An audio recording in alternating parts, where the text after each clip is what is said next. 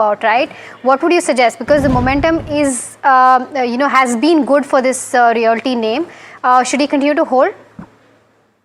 Well, in fact, the entire sector has done good in this week. So it seems that that uptrend could continue because after a long price-wise as well as time-wise corrective phase, the realty stocks have witnessed such good price volume action. Rightly, spotted that inverted head and shoulders breakout, which recently it has given. The targets as per the pattern are coming in the range of 2050 to 2100. So from a positional basis, you can expect around 2050 to 2100 on this. Okay, all right. The next one that we have is coming in, and I think we've got a caller. Lakshmi is calling us from Hyderabad. Lakshmi, a very good afternoon to you. Go ahead, ask your questions. Good afternoon to the experts. I have a query. I got this Apollo Microsystems 50 shares at 196 in March low. And now the share is 456. So the stock more than doubled in the last 3 months. So my query is whether I should hold. Is it a hype or should I hold it for a long time? I'm a long-term investor, a homemaker. Okay. Yeah. All right, Lakshmi, first of all, you've spotted it at the right price and you're making good profits. So kudos to that. I'll take this up with Rajesh then. Rajesh, Apollo Microsystems, I was just trying to look at stocks which are trading above, the target prices which analysts have given. And this is one of the counters that popped up. So it's trading much above the, consensus average and, analyst recommendation return potential. And, it's done well in terms of where the fundamentals also go. So your recommendation, whether she should continue to hold this from a long-term perspective? It's a very strong company, no doubt on that. The company is doing well in different good order book. The numbers have been quite satisfying. But the kind of run-up it has seen in the recent past and the kind of profits she's sitting on, I think its better strategy would be to book partial profit, maybe 50% of the holding if she sells now. The remaining would be almost free. So she can continue with that for a longer term horizon. And if by any chance it falls again to 400, 380 odd levels, one can re-enter. Okay, all right. The next one that we have is coming in on CG Power. This is from Pramod, who is writing us from Bengaluru. Says he's purchased this at the levels of 706 and he's got around 200 odd shares. He says he has a long-term horizon of around 3 to 5 years and wants to know whether he can continue to hold this one. Rajesh, this counter has taken a significant knock today on account of the announcement coming in from Ministry of Finance, allowing 3 more companies with regards to the Chinese exposure. But from a 3 to 5 year perspective, because we've seen significant run up in this counter as well, do you think it's a good hold? Remember the news that came today about the Chinese company. What my understanding says is those Chinese companies that have operations in India, maybe. That's what I tried to get out got from that news. But still, the kind of knock this counter has seen today and the others too. I think these are opportunities for long-term investors. Companies doing well after it went to Murugappa Group. It has seen quite a run-up. The kind of investment plan, the kind of capex this company is doing, and the kind of future project the management guidance. I think this stock can move to 4 figures in the next 6 to 9 months.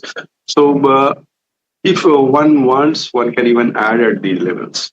Okay, interesting take coming in on CG Power. The next one is on housing finance companies. Satya Kumar from Hyderabad says that he's got Aptus Value Housing at the levels of 353 and GIC Housing Finance at the levels of 260.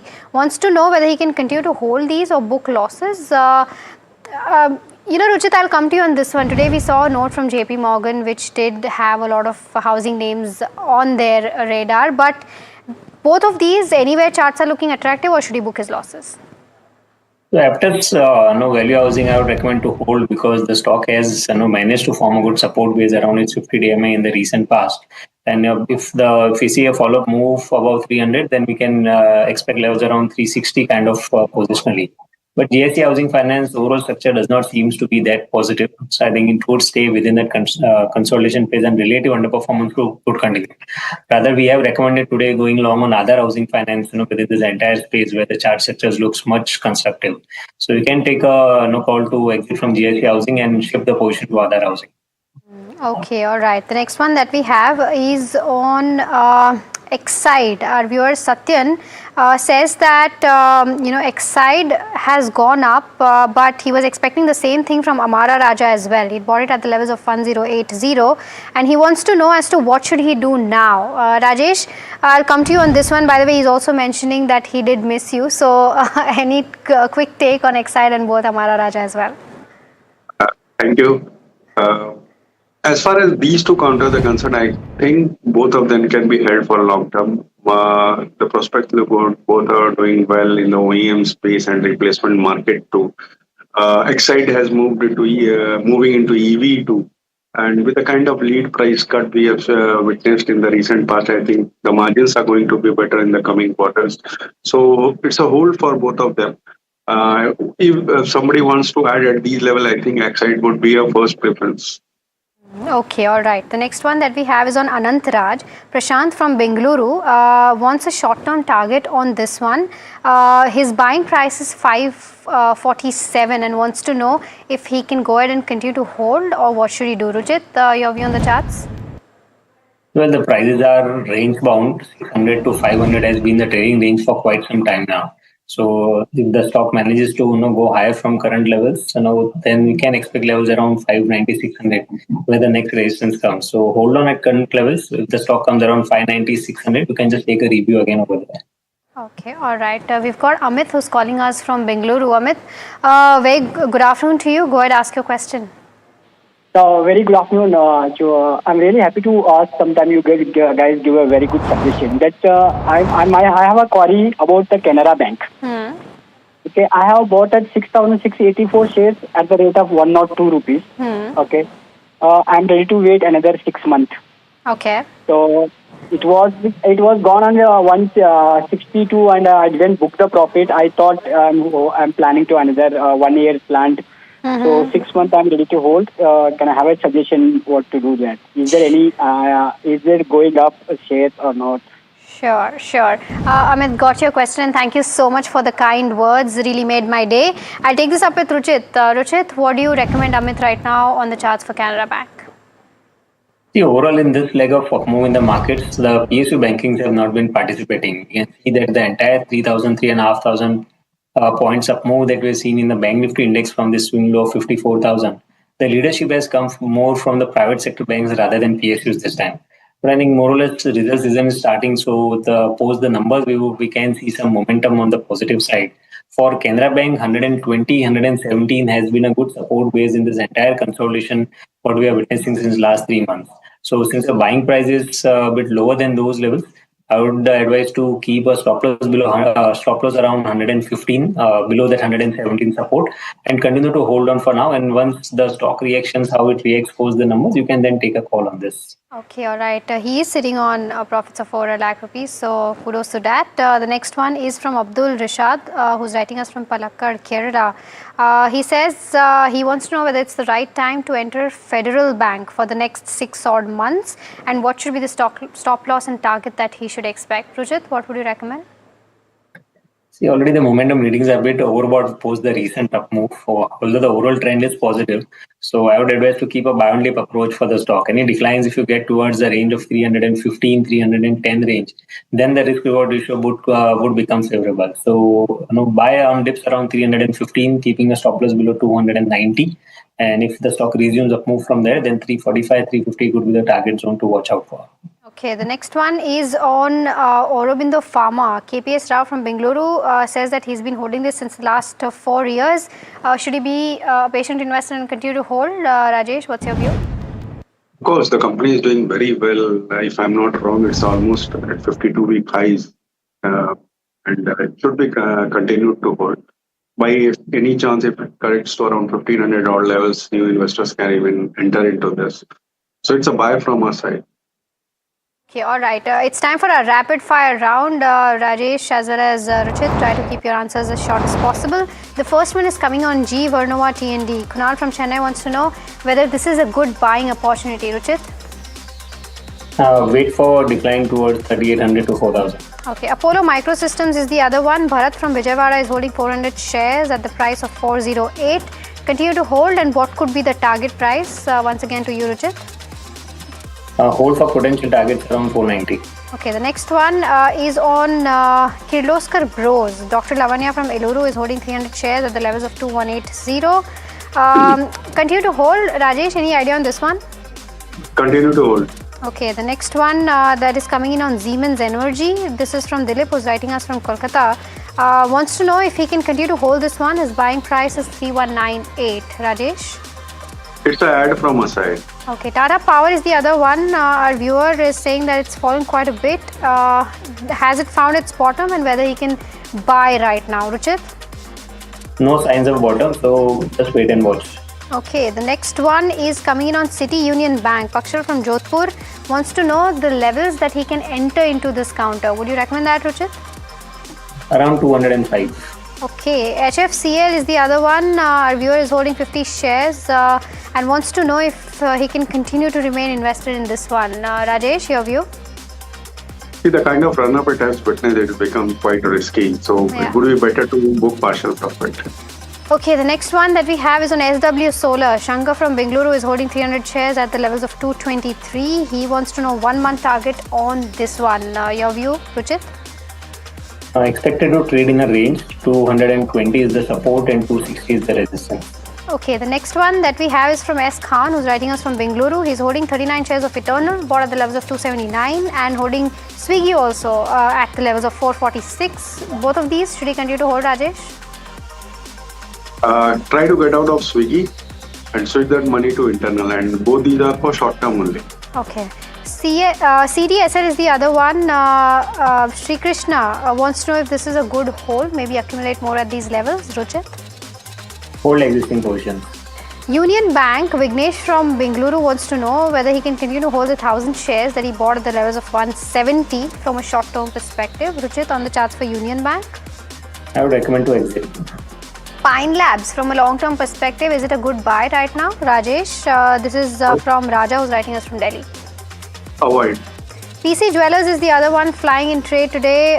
2,085 shares bought at the price of 13 rupees. Wants to know whether it's a good buy right now. Ruchit, would you recommend that? Hold existing positions but won't recommend fresh buying. Okay, Bank of Baroda, our viewer bought it yesterday. Manoj Sharma bought 60 shares at the levels of 261. Is that a good buy is what he's asking, Rajesh? It's a good buy. Continue to hold.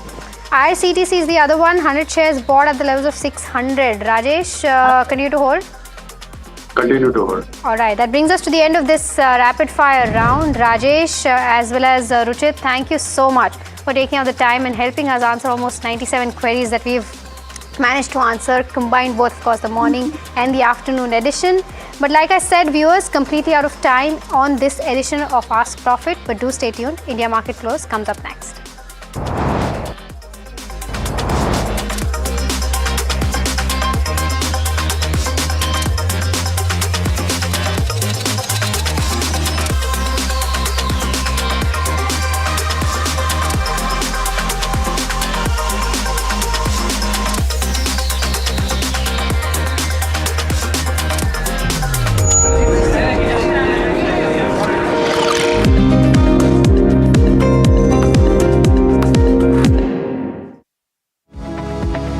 Superstar Stocks of the Day, presented by Tata Azura, हर रास्ते का superstar.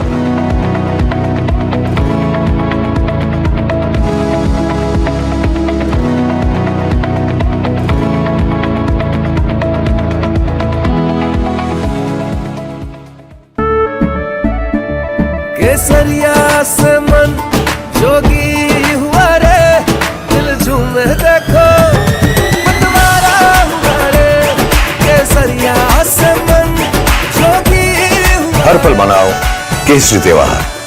विमल, बोलो जुबान Kesari. It is happening now. New tomorrows, new challenges. And all of it needs energy to work. Not afraid to imagine big. Because when energy stops taking, when it just gives, people can move. Really move. At this moment, the world's evolving. And so is energy. Suzlon. Good energies that work. माँ भी हमेशा P-mark mustard oil में ही खाना बनाती थी। कुछ तो बात है इस दिल में। V-Mark, the mustard specialist since 1933. सरसों से सरसों। You founded this company in a way when you were 15.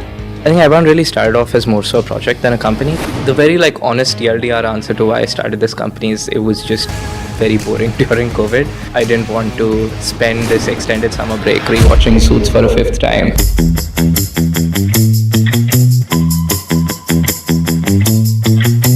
There are now, at least, quite a few folks in India who are getting into the drone delivery space. What is disruptive about your version or your vision of drone delivery? Our goal is to create a technology stack that leads to delivery drones that are orders of magnitude cheaper. We are actually shockingly close to being more cost effective than trucks, to being more cost effective than, let's say, a Tata Ace. From a pet project to building a company which actually makes sense. You need someone to believe that this is a viable project, not a project, but a viable entity. Who was that person for you? That was Grad Capital. So they were our very first check. They invested in me when I was 16. It's only over time became apparent to me that nobody would have backed a 16-year-old that was still in school the way Grad Capital did. It was also a funny experience because Abhishek Sethi, the lead investor there, literally had to get on a call with my dad to convince him that you should let your son take this money. How much of your formal education did you complete? I did not go to college. Why? I think I felt there's nothing that, I can learn out of college that I couldn't learn myself.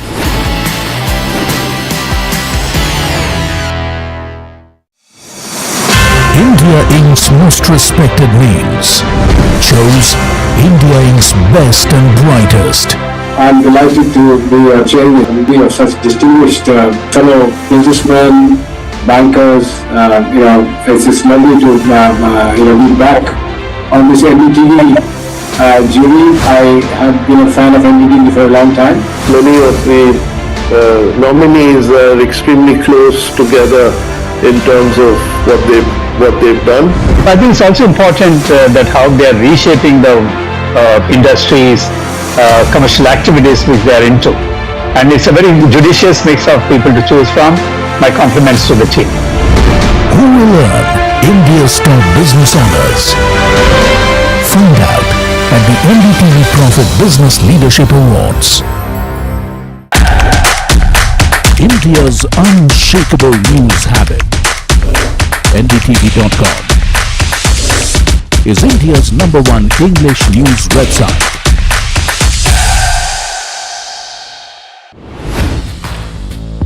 Hi, I'm Tamanna Inamdar. Watch me on NDTV Profit, where I break down the day's biggest business stories. What happened, why it matters, and what it means for your money.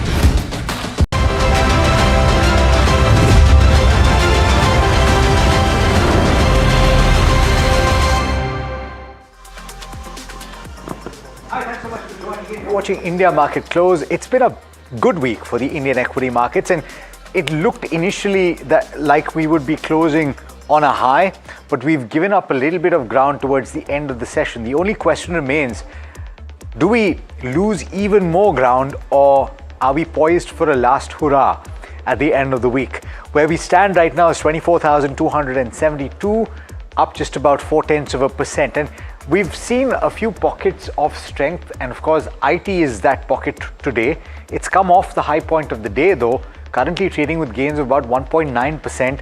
One of the bigger contributors, it's HCL Tech, on account of that large deal that it won, as much as $1 billion, in fact more than that, in the AI space. And that's one of the big talking points today, but it's come off the high point. Remember, after yesterday's significant gains and today's gains as well, some money being taken off the table. Yesterday, of course, you saw evidence of short covering in the IT space. Pull up the Nifty Bank as well, because that's an underperformer. It was an underperformer yesterday as well. This is largely on account of the cohort of public sector banks that are underperforming today, and we'll get into that in just a bit. Pull up the heat map for the Nifty 50. Let's take a look at how the spread looks.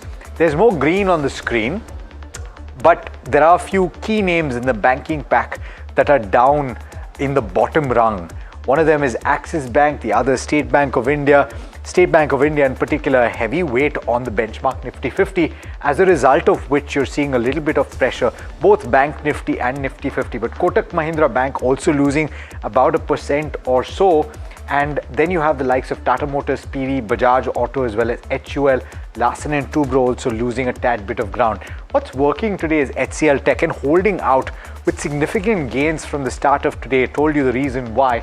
It's up about 6%. Bajaj Finserv is looking okay. Max Health, Dr. Reddy's Laboratories, Bharti Airtel making a bit of a gain. Apollo Hospitals in the hospital pack, really, that's something of a focus in the recent past, and then followed by Sun Pharma and Ultratech. So quite a few large cap counters are gaining a considerable amount of ground. It does help that both the Nifty heavyweights, HDFC Bank as well as Reliance Industries, are trading in the green today, and so they're not a drag. Pull up the broader market indices though, because that's where they've flipped from green into the red. They were trading in the green at the start, but they were underperforming the benchmark now more so, with cuts of about 1/3% for the mid-cap index. Small-cap index also just about flat at this juncture, having lost quite a bit of ground, more or less mirroring what you've seen in the mid-cap index. But pull up the advanced decline ratio, because you will see that the gap has actually closed quite considerably. It was a pretty wide gap at the start of trade,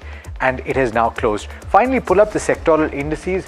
You will see that the IT index is once again on the top, but it's been eclipsed at this moment by the realty index, which is also gaining quite considerably in the recent past. Healthcare and pharma looking good. You saw Apollo Hospitals, but the other hospitals are also doing okay. Metals as a pack is doing well because the dollar index is actually cooled off overnight, and that always bodes well for the underlying commodity as well as the index as a whole. There you go. Pull up the PSU banking index components, because really this is where the big pressure is. In trade yesterday as well, you saw Bank of Baroda, that was an underperformer, but in trade today you have Union Bank of India, you have Bank of Baroda that's losing a further 3%. Remember, it closed with cuts of over 4% yesterday, and this is on account of the 5,700 crore settlement that it has been forced into. Indian Bank, Bank of Maharashtra, PNB all losing 1.7% or more. So what are the key factors that are at play at the end of this week? It's the benchmark, which has gained for the third consecutive session, and that is if those gains continue. The gains are led by IT as well as private banking names. You saw a couple of those names in the green, ICICI Bank among them. Resistance is seen around the 24,350 mark, and a decisive close above this could push the Nifty 50 towards that 24,500 mark. So far though, that mark has been elusive. Immediate supports for the Nifty are now 24,150 to 24,200 levels, and IT continues to be the top gainer for the second consecutive session. Actually, it now has slipped into second place behind Realty. The advanced decline ratio, as I pointed out, has narrowed. The Nifty Bank is under pressure on account of PSU banks, which are in the red, and resistance for the Nifty Bank. Pull up those levels, 58,300, 58,420, and the support is seen at 57,790 as well as 57,600. We've got Deven Choksi, who is the Managing Director of DR Choksi Finserv, joining us right now. Deven bhai, good afternoon to you, and thanks so much for taking the time. A couple of things playing out. One, it seems like there's once again some bit of strength at the large cap end of the spectrum, and the other thing is that there are fund issuances that are coming to the fore. The QIPs are coming back. What do you make of this, and what does it tell you about the appetite on the large street right now? Yeah, Alex, good afternoon. Well, yes, I think the QIPs, and at the same time, I think the new IPOs, starting with SBI's IMC business and followed by the NSE and the Geo platforms, they're going to be ruling the second quarter of the financial year, more or less, and maybe I think including in the third quarter at the same time. So from a perspective of looking at, I think, how market accepts it, the key point which I take home, today market wants this kind of paper to come in, like Adani Enterprises QIP issue, where probably you are also inviting some of the large global institution investors like BlackRock and Capital International into the country. So to a greater extent, I think it's a capital flow once again returning back into the equity market through this kind of large papers that we are seeing.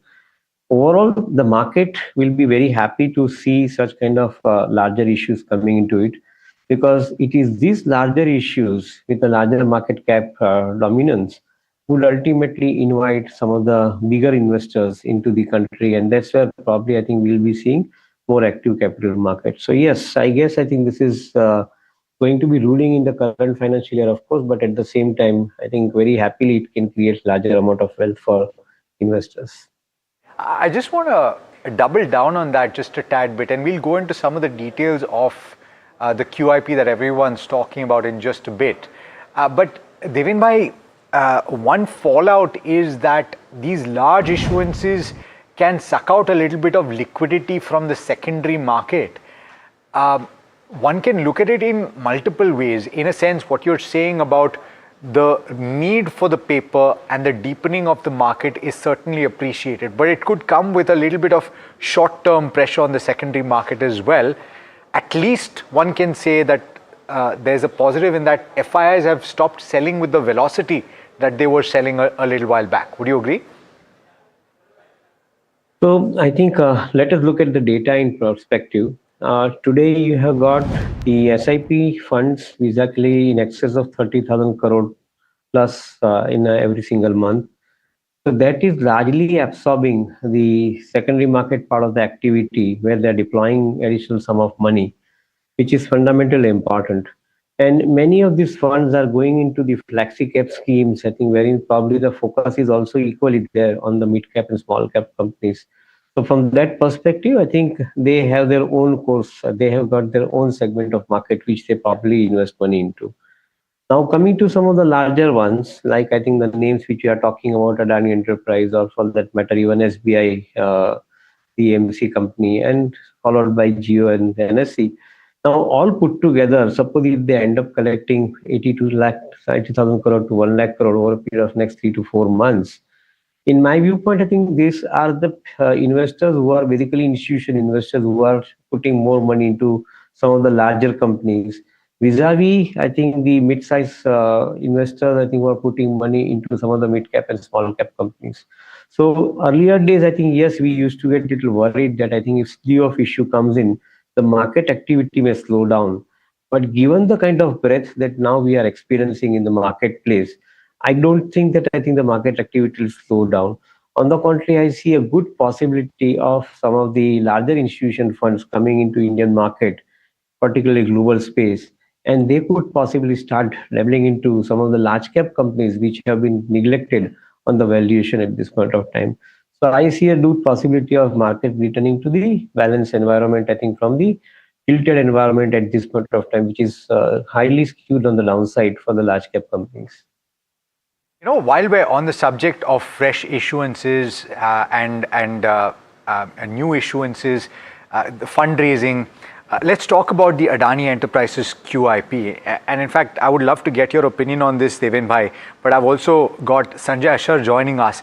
Before I go to the both of you though, let me get my colleague Somit in to give some perspective on what has happened, because that QIP got lapped up practically as soon as it was opened up. Wasn't that the case, Somit? Well, yes, that was pretty much the case. The 10,000 crore QIP, they had a green shoe option to increase it to 15,000 crore, and immediately the company, in fact, yesterday night the QIP opened, and today morning they had to increase it to 15,000 crore rupees, given the fact that the demand was quite strong. In fact, what we are getting from our sources is that this QIP was subscribed nearly 4 times. So that is the kind of demand that we are seeing. Despite the fact that the QIP amount being such high, we are seeing 4 times demand coming in from investors. And to name a few of the investors that we have got to know from our sources, firstly, on the global side, the Capital Group, Goldman Sachs, BlackRock, Blackstone and Nomura are among the prominent buyers. But when it comes to domestic mutual funds, largely what we are picking up is that largely all the mutual funds have put in money for this QIP. To name a few: HDFC Mutual Fund, ICICI Pru, Kotak, Aditya Birla Sun Life, SBI, Tata Mutual Fund. unusual strong demand is something that we are seeing for this QIP coming in. Now, how will the funds be utilized by the group? They will be using it to fund the expansion projects of the various group businesses. Apart from that, some of this money will also be used for the new PVC plant, and some of these funds will also be used to support the concession fee payment for road projects. So that is how this 15,000 crore will be deployed by Adani Enterprises. But unusually strong demand is something that we are seeing coming in for this QIP. Nearly 4 times demand is what we are picking up from our sources, despite the fact that the QIP size being on the higher side at around 15,000 crore. Right. So Amit, please join in on this conversation. I do want to ask Sanjay Ashar the first question on this though, because, and of course, Sanjay Ashar, Senior Partner, Crawford Bailey. Sanjay, thanks so much for joining us this afternoon. This issuance is coming after the removal of several legal headwinds for the group. And it is an opportune time to, in a sense, display the confidence that institutional investors have now in the premier entity or the headlining entity of the Adani Group. What does this tell you about how institutional investors are now viewing Adani Enterprises and the group? I would say the following, that after whatever had started from a legal perspective, the legal issues, and those legal issues have been settled. So therefore, the investors have got confidence that whether legal issues or regulatory issues in India or outside India are all behind the Adani Group. And therefore, nothing is going to come back in the way as far as from a legal perspective is concerned. And therefore, the road is absolutely clear and there won't be any hiccups or there won't be any roadblocks, at least from a legal perspective, so that the investors are very confident. And therefore, therefore we can see that it's oversubscribed, and of course it's gone up to 15,000 crore of the QIP money which is being raised. Where do you think, or where should investors expect most of this capital that Adani Enterprises has raised will be deployed? Will it be the airport business, data center, green hydrogen, mining services, roads, or the new incubation business? Because all of these businesses have a good growth path going forward. Where do you think this money will be deployed the most? You have the already got the aluminum smelter announcement, which has also come up. And that's a significantly large activity, I think, that they are going to be undertaking, of close to about 1 lakh crore, I think, of investment going into that between 2 partners.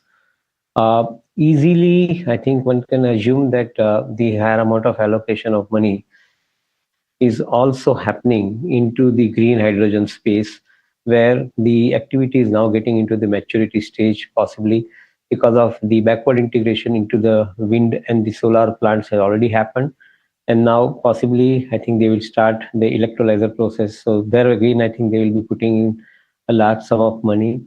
Already last year, the copper smelter has started, and I think it is likely to ramp up the capacity further.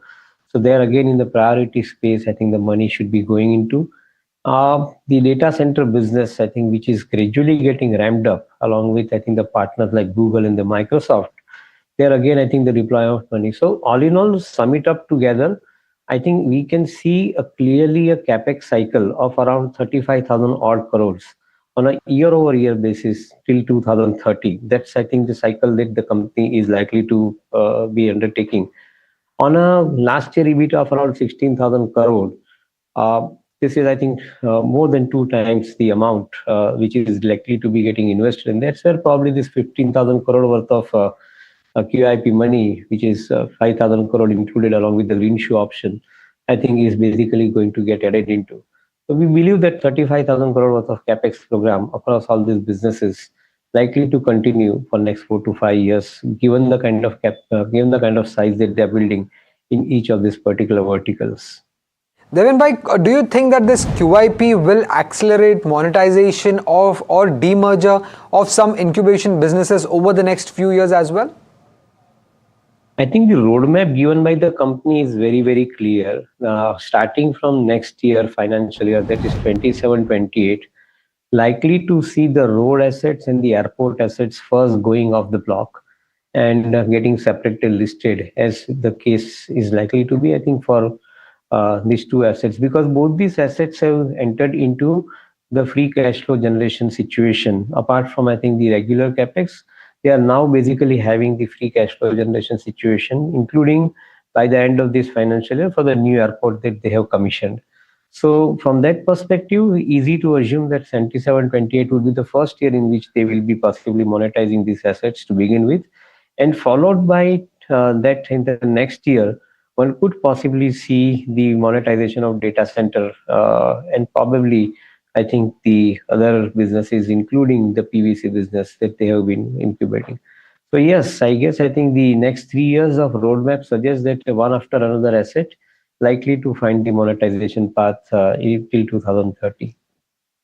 So, Sanjay, just doubling down on the institutional interest, and I'm actually looking at the interest from very large global entities like Blackstone, BlackRock, in the context of the group's fundraising globally. And a lot of people know this, equally a lot of people don't know this.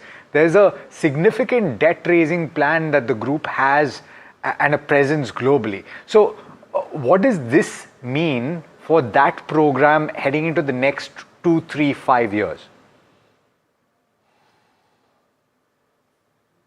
Sanjay, for you. Sanjay, can you hear me? Okay, I think we've lost the audio with Sanjay. So, Devin bhai, if you can hear me, then that is a question to you as well, which is that you've had, actually, let me ask Sanjay this later, but I have a question specifically for you. The airports business, and this is not one of the entities that we've spoken about, but I do want to ask about this. One large part of the development of this particular business, which is being incubated as part of Adani Enterprises, is the City-Side Development Program, which is going to gather a significant amount of pace in the next 2 to 3 years. In the context of the businesses that are controlled by Adani Enterprises, how important do you think this is going to be? AeroCity is, I think, a natural expansion of the airport facility that you are talking about, because anything to do with the hospitality is definitely, I think, finding its traction in the given situation. Now take, for example, Navi Mumbai airport that they have put across.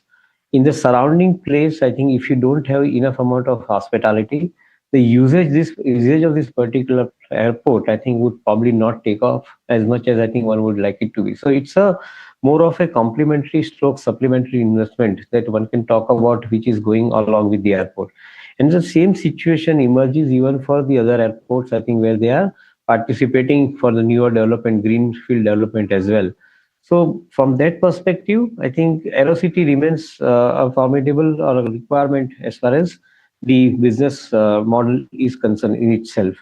At the same time, I think they're cash generating business. I think the most important part of this particular business is that having put in the larger amount of capex to begin with, which is front loaded, but in a subsequent period of time, I think the amount of money that you start generating is almost a free cash flow that you keep generating out of this kind of business. And that's what the beautiful part of this particular business model is. As we see it, I think to substantiate this point, as we see it, I think around 16,000 crore worth of EBITDA of last year, if I take 30% CAGR formula to it, I think by 2030, it becomes somewhere around 67,000 crore worth of EBITDA making company. And most of these assets, which are basically now deployed as a front-loaded capex program, are likely to be generating a significantly large amount of cash flow, which gets reflected into this particular EBITDA. So that's where I believe that I think this model is more of a complementary model. It supplements the initiative of creating the infrastructure like airports. Okay, Sanjay, if you can hear me, and the question that I was asking you, my audio didn't go through to you, but beyond this QIP, there is a very significant borrowing program or bond program that the group undertakes in the global markets. And the kind of participation that has come through in the form of Blackstone, BlackRock, among others, bodes well for that. Would you agree? Okay, this is a question to Devin bhai, right? No, it's for you, Sanjay. Can't hear you. Yeah, so I'm going to try one last time. Sanjay, if you can hear me, my question to you... Yes, now I can hear you. Yes. My question to you is, I'm talking about the institutional participation from overseas, Blackstone, BlackRock, etc. A lot of people know that the group has a very significant bond program in the global market. What does this mean for that? Does it bode well for the bond program in heading into the next 2, 3, 5 years? 100%. As I said earlier, a little while back, that all the legal issues, whether domestically or internationally, which were there some time back, have all been put to rest.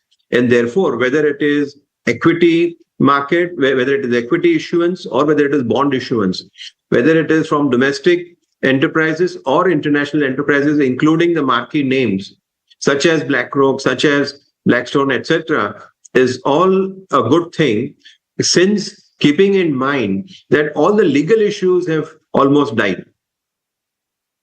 So that these legal issues will not come in the way for the purpose of bond issuance. Right. Devin Bhai, just one question from my side here.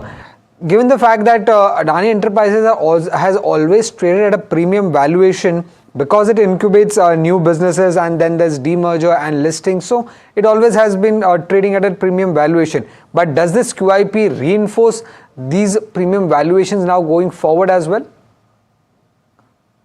Yes, I would think so, because I think total dilution in the equity is little less than 5%. To be very precise, around 4.3, 4.35% kind of a dilution which is happening into the equity. And it is collecting about 15,000 crore worth of rupees, I think, which is, when you top it up along with the last year's EBITDA, it is basically, I think, complementing 32,000 crore worth of cash flow kind of a situation, which is being talked about at this point of time. And I think their capex program is 35,000 crore plus per year. So obviously, I think this kind of flow is definitely expected. Their current EBITDA is growing at a speed of around 20% CAGR. And if this kind of issuance are also bringing in money, that means the balance sheet debt is significantly brought down. In fact, net debt to EBITDA that today you have as of last quarter, I think, which was around 3.2 times, I think is now coming down to 2.5 times, which is also making a significantly large sense for the global investors, because I think they don't see the company extraordinarily leveraged. At the same time, the company would save around 1,200 crore worth of interest costs, since they are taking this 15,000 crore worth of inflow by way of QIP in implementing the projects. So whichever way you look at it, I believe it's basically bringing more of a financial discipline. And I'm very happy that I think each of these businesses that they're incubating, they are systematically leveraging the market premium that they are actually commanding. Largely, the market premium that they are commanding is also due to the fact that I think the machine is running at a compounded speed of around 30% on EBITDA side, which is not the case globally. So that is where some of the global investors are more excited about it. So I second the thought that yes, I think premium valuation is justified in this case. Fair point. All right. On that note, let me thank Sanjay Ashar for joining us this afternoon. Pleasure speaking with you, sir. Pleasure. Okay, so that's the perspective on Adani Enterprises. The standard disclaimer, of course, that this is NDTV Profit, and you're watching this on the NDTV Group, which is owned by the Adani Group through AMG Media Networks. Andrew Freris, the Chief Executive Officer at Ecognosis, is joining us right now. And Andrew, thanks so much for taking the time. This is the first time I'm speaking to you after the dissipation of the conflict in the West Asia region. Are you most sanguine about risk assets heading into the second half of this year? And how do you view India and the rest of the emerging market basket? I'm not sanguine at all. The war in Iran hasn't finished, and it will not finish for several more years. Let's not be deceived that there is a 60-day ceasefire, which they have already broken twice, and they are not even discussing about the deal. They're discussing about a memorandum of understanding, and there will be continuous problems with the Hormuz Straits. So the price of oil is likely to continue to be, let's say, volatile, although now it has started to come down. I'm on record saying that within 1 year to 18 months, the Hormuz Straits will be an irrelevance. okay, they would have faded out because there would have been different ways of substituting both the oils and the route coming through. So the oil crisis wouldn't have finished, but the crisis between Iran and the United States would have been there. Point number one. Point number two is the American stock market is grossly overvalued. I've been telling my clients to bear it down as much as possible, and if necessary, concentrate on cash or concentrate on some, but by no means all Asian markets, one of which unfortunately cannot be India because it has been one of the worst performers in the market. As a footnote, however, one thing which is in favor of India, it doesn't have an artificial intelligence sector, and therefore it has been able to evade what has actually happened in the markets, for example, of South Korea and Taiwan. When the boom bursts in the States, they will also feel the stroke. In terms of sectors or areas, I still like defense stocks a great deal, and I still like selectively investing in green energy because this particular crisis has clearly focused on the inability to continue to maintain dependence for the transport sector on oil, which is produced in the Middle East. And therefore, electric vehicles more than ever will be something to look at. It's very interesting what you're saying, Andrew, because what is perceived to be India's biggest flaw at this moment, the absence of an AI play, is what you're saying is actually a strength and certainly something to focus on. The question to you, though, is in the pockets that you've said that you're interested in, there has been a considerable run-up in the defense pack, but particularly, there are stocks that have gone up quite substantially, and even in the energy space. So are you actively looking at opportunities to invest in those spaces here in India? Very much so, to the extent that there is both liquidity and availability. India has got possibly the third biggest defense sector in the world. I'll say that very slowly. It has possibly one of the biggest, if not the third or fourth biggest sector in the world, in terms that India is, if I remember well, the second biggest importer of defense products. And also India itself is producing defense products. So the defense sector is there and it is available. Now, defense sector means a hell of a lot of different things. You have it all the way from building boats to building drones. And the two things are by no means the same. So I have to be very careful in saying one has to examine the individual companies and one looks at. And I can think of several defense sector companies in Asia that have done very well indeed. Those in South Korea, but then they are linked with artificial intelligence to some extent. And those, of course, in Japan, and to some extent those in Australia. But as I said, India has the advantage that we can forget about what is going to happen to its artificial intelligence sector because it really doesn't have one of any significance and concentrate on things that are potentially viable.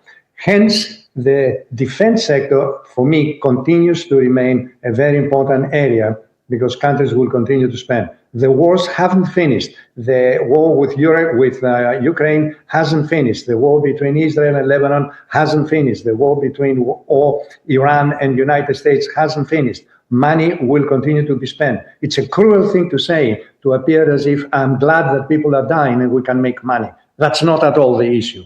But the issue is as blunt as that. Where do I put my money in firms that are likely to have very good prospects? And the answer is defense. Yeah, Mr. Ferris, thank you so much for taking the time, and pleasure as always speaking with you. Have a good day. Right, we have to slip in a very quick break. On the other side, we'll continue to speak to Devin Bhai, who's with us, and Kunal Shah, who's a senior technical and derivative analyst at Mirae Asset Sher Khan. Very quick break. We'll be back on the other side to talk about markets. Stay tuned.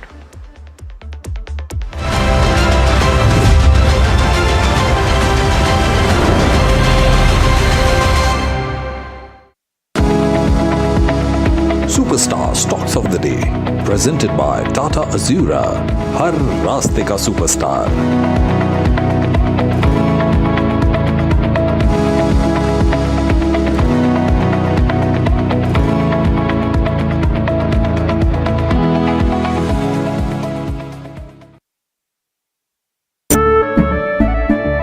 केसरिया से मन जोगी हुआ रे, दिल झूमे देखो, पतवारा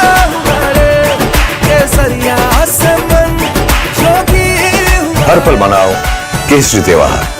विमल, बोलो जुबान Kesari. It is happening now. New tomorrows, new challenges. And all of it needs energy to work. Not afraid to imagine big.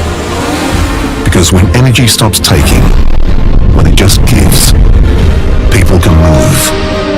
Really move. At this moment, the world's evolving. And so is energy. Suzlon. Good energies that work. आपका parcel फिर से हमारे घर पे आया है। कुछ तो बात है इस दिल में।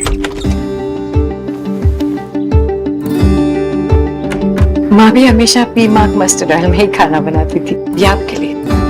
कुछ तो बात है इस दिल में। P-Mark, the mustard specialist since 1933. सरसों से सरसों। You founded this company in a way when you were 15. I think Avon really started off as more so a project than a company. The very honest TLDR answer to why I started this company is it was just very boring during COVID. I didn't want to spend this extended summer break rewatching Suits for a fifth time.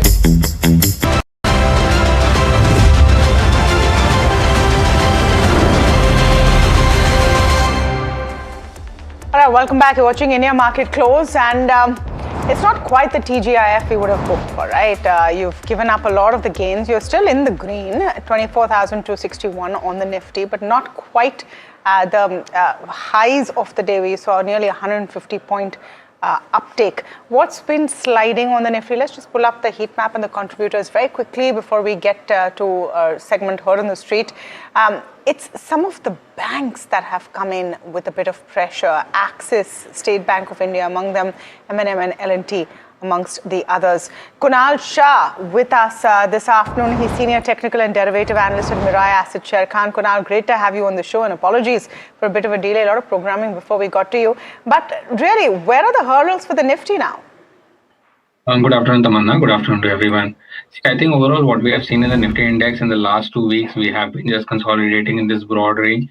And today we are going to get just a closing somewhere close to that 24,300, which was an important hurdle for the markets. So I'm expecting the next week the move to be continuing on the upside and Nifty to head towards 24,600, 700 on the upside. Now the lower case begins at 23,800 should be a strong support.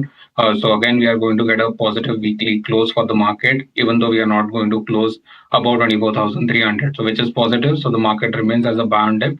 24,600 is what I'm expecting on the upside. Now for the bank Nifty, it has been hovering around that 58,000 mark since the last 3 weeks. And again, even on the bank Nifty, we have been forming doji candles, that is indecisiveness. And once we break above this 58,500 hurdle on the upside decisively, the move will continue on the upside. So again, for bank Nifty, currently there is no trade setup, but I think overall once 58,400, 500 is taken out decisively, bank Nifty is heading towards 59,000, 59,500 on the higher end. And what are the stocks that you're liking this afternoon, Kunal? I think for stock specific, my first pick over here would be Bharti Airtel. Again, the stock has already formed a bottom and now is showing signs of high top, high bottom formation. So that would be my first pick on the buy side with a stop loss of 1850 on the downside, looking for targets of 1990 to 2000 on the upside. So I think Bharti Airtel is likely to see some good momentum in the next week. So that is my first pick. Second pick is a buy from the cement space, and that is ACC.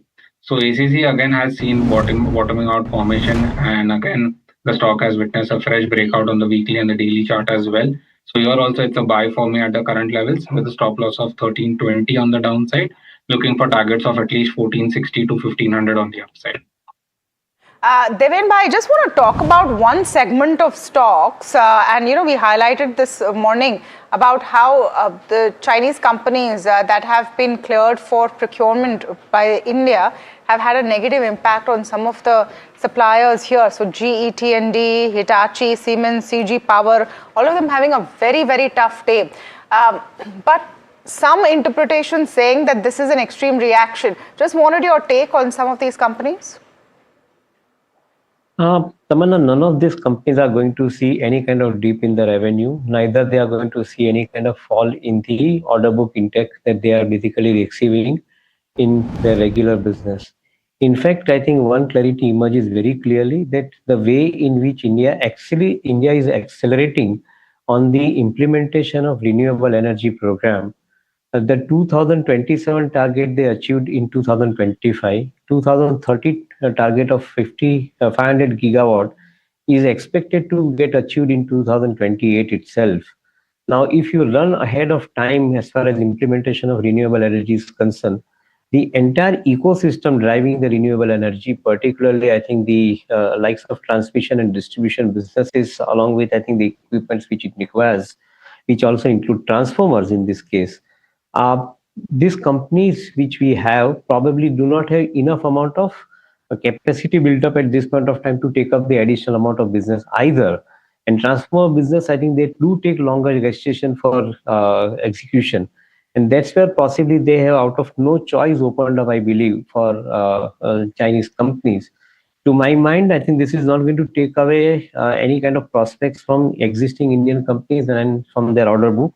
On the contrary, I feel that I think the program will get implemented a little faster compared to otherwise. So that is the reason which I believe the government has taken this view. All right. On that note, Deven Bhai as well as Kunal, thank you so much for taking the time today. Kunal, we'll speak to you more soon. Our chat today was a little curtailed. Thanks so much for taking the time. All right, let's head across to Somit Sarkar now. He's been waiting by to tell you about what he's hearing from the dealing rooms. And Somit, a lot of issues like we've been talking about and seemingly QIP activity picking up again. But what are the stocks that you're hearing about? A lot of individual stocks that remain in focus. Firstly, it's Polycab and L&T. Now, there are sell flows on the large HNI desk. Dealers indicate weak Q1 earnings coming in from both the names. When it comes to Dishman Carbogen, dealers indicate that a large prominent HNI has been accumulating this counter in trades. Keep an eye out for Dishman. For Shree Cement, there are buy flows on the PMS desk. Dealers are expecting strong Q1 earnings here. For M&M, multiple dealing rooms are recommending buy calls to their clients based on technical charts. And when it comes to Titan and Kalyan, there's a buzz of very strong Q1 update that could come in over the weekend.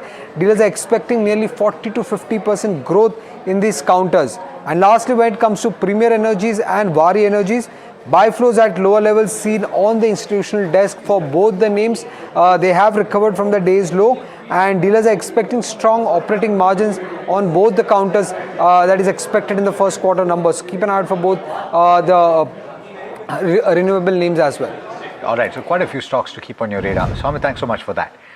We're joined on this leg of the show by Jay Bala, who's the founder and chief market technician at Cash the Chaos, as well as Neeraj Devan, who is independent market expert. Thank you so much, gentlemen, for taking the time. Jay, I'll come to you first on what your perspective is, one on the benchmark and two specifically on the Bank Nifty, because for one reason or the other, this index is underperforming. Does that end in the coming week? When you mean underperforming, Alex, do you mean Bank? I'm talking about the Nifty Bank has been underperforming in the recent past. Yeah, I would, from a structural point of view, I would slightly differ. Basically, the Bank Nifty is slightly outperforming the Nifty because it's clocked a higher high on from the April lows. So I think Bank Nifty will reach fresh 52-week highs past the March, February highs quicker than where Nifty is, which Nifty was. And in both cases, I'm anticipating fresh all-time highs to come through. You know, when we spoke last time with you and Tamanna, when Tamanna was rejoicing for crude dropping below 100 barrels, and I was saying the crude is going to drop below 60 barrels, $60 per barrel, and it's happening now. We've reached 67. So we are here, and the markets are doing what I'm anticipating, and I projected crude to drop below 50, which was December low, and it'll go well below it, and the markets are on the right path there. So when it comes to the Nifty, let's divide that into two halves. One is the very short term, and one is the medium term.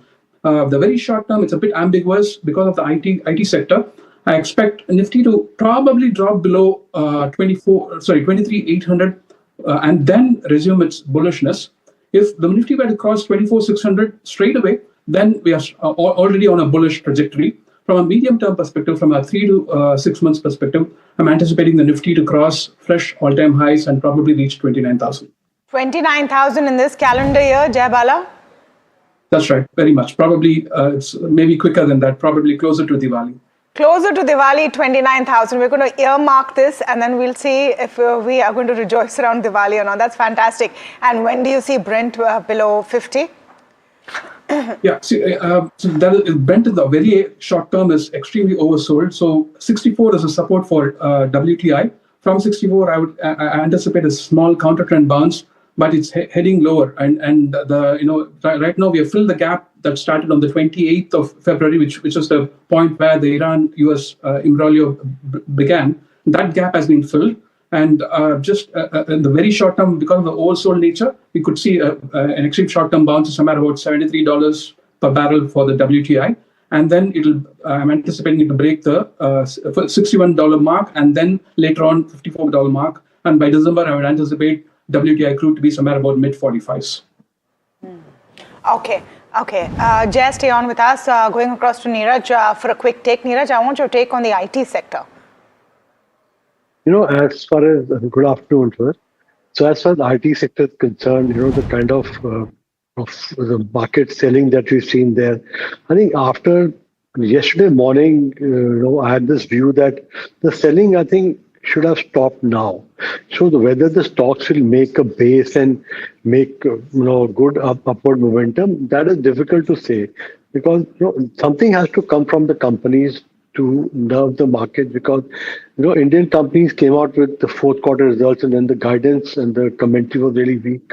So that led to a further fall and the momentum got totally lost. But there can be some trading bounce back because stocks had come down a lot.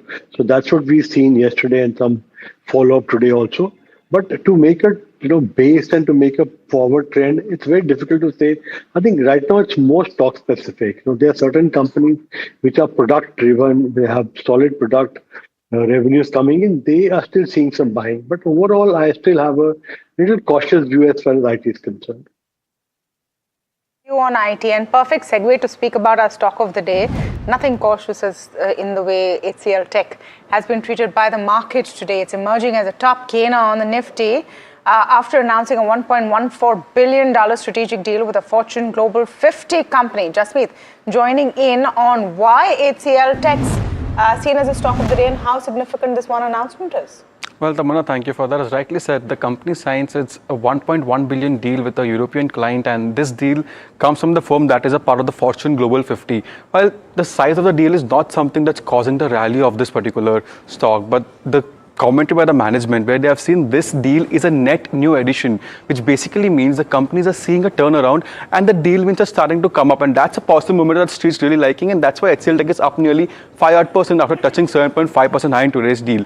Well, let's quickly talk about the deal. Well, the deal is for providing AI-led operating model to the client, and deal also includes energifying and dividing the entire portfolio of the client and workflow management with the AI-led sources. We will look at the deal tenure. The deal is signed for 5.5 years, which also has an extendable tenure of further 5 years, and it's a net new deal. Let's quickly have a stock check for this particular counter. As we have seen, the stock has rallied nearly 7% in today's trade and hit the intraday high, which is the highest single day gain in last 14 months, and that's huge. We look at the other key aspect of the deal. We also make a note that this particular counter has given a negative return on the previous 5 consecutive months, and has started July on a positive foot. So far, it's up 6% in the month of July itself. If we look at the stock check for today, it's up nearly 6%, while Nifty IT is up nearly 2%. And on YTD basis, HCL Tech is down 30% while Nifty IT is down about 27%. Let's quickly look at the outlook. Well, that's a key important for the company given the results are expected in couple of weeks. Well, the revenue guidance was cut in FY26 for FY27 on the back of that weak Q1 that the management was seeing. Now, if you look at the overall revenue growth guidance, it stands at 1 to 4% versus 4 to 4.5, and the band has been increased, as we can see, compared to FY26 because of the fear and the slowdown in the demand, while the service revenue guidance in the same way has been cut by nearly 3%. But the EBITDA margin, the margin the company is looking at, they have extended that particular band from earlier 17 to 18 to now 17.4, 18.5. And also management has made a commentary. In the previous quarter, they did leave out a deal worth $1 billion because the deal was not very attractive. And company signing in this deal is showing the positive momentum that the margins are something that would be stable at the current levels. While the company's Q4 is expected in this particular quarter, so it's a wait and watch of how does that thing pans out going ahead. Now we look at the overall street expectation and the ANR for this particular counter, we do note that this particular counter currently has majority buy calls and expectation going ahead, but the valuation becomes a key for this counter. Given the HCL Tech's current value as of the date stands at 15 times below its 5-year and 10-year average, which is in line with the Nifty IT valuations at 15.2 odd times. As of now, it's a wait and watch of how this deal ramps up and starts into the revenue, but the deal momentum, as is a new deal, shows the positive momentum for a particular stock. Okay. Okay, thank you for that, Jasmeet. Neeraj, you just talked about how you are still wary of IT. What would you make of HCL Tech? And when you see certain companies really trying to add on to that deal pipeline, have AI tie-ups like they've done with Sarvam, etc., they've taken a stake. How do you look at an HCL Tech specifically? As far as some companies which are announcing this acquisition, Persistent also announced one, and that is the stock got beaten down. Now, HCL Tech, I think those the acquisitions that they're making make sense because, we've been wanting them to spend money on AI because they all been sitting on huge cash piles. So valuation-wise, I have no problem with HCL Tech. It is only the sentiment which has to reverse. The sentiment will reverse only if the companies come out in maybe Q1 results and they say that things are looking better now, because it is the companies which came out with the guidance which was weak, and for the full year they gave a very weak guidance for the whole year. So that has to somewhere change. If though acquisitions, a couple of them that HCL Tech has done are looking interesting, they looking like they're going to be value accretive right from day one or right from the first year. So they look good acquisition. But as a whole, as the overall business is concerned, there has to be some guidance or some change in the management tone that is required to be seen. Got it. Okay.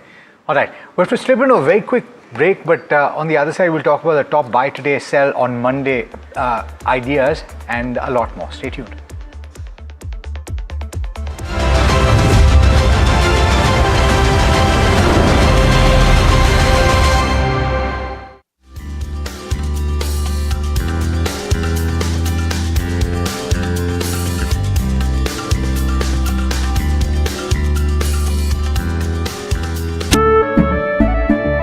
केसरिया से मन जोगी हुआ रे, दिल झूमे देखो मतवारा हुआ रे, केसरिया से मन जोगी हुआ। हर पल मनाओ केसरी त्योहार, विमल बोलो जुबान Kesari. It is happening now.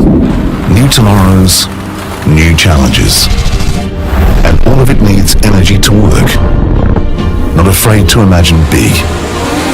Because when energy stops taking, when it just gives, people can move, really move. At this moment, the world's evolving. And so is energy. Suzlon. Good energies that work. माँ भी हमेशा P-mark mustard oil में ही खाना बनाती थी। कुछ तो बात है इस दिल में। P-Mark, the mustard specialist since 1933. सरसों से सरसों। You founded this company in a way when you were 15. I think Avan really started off as more so a project than a company. The very honest TLDR answer to why I started this company is it was just very boring during COVID. I didn't want to spend this extended summer break rewatching Suits for a 5th time.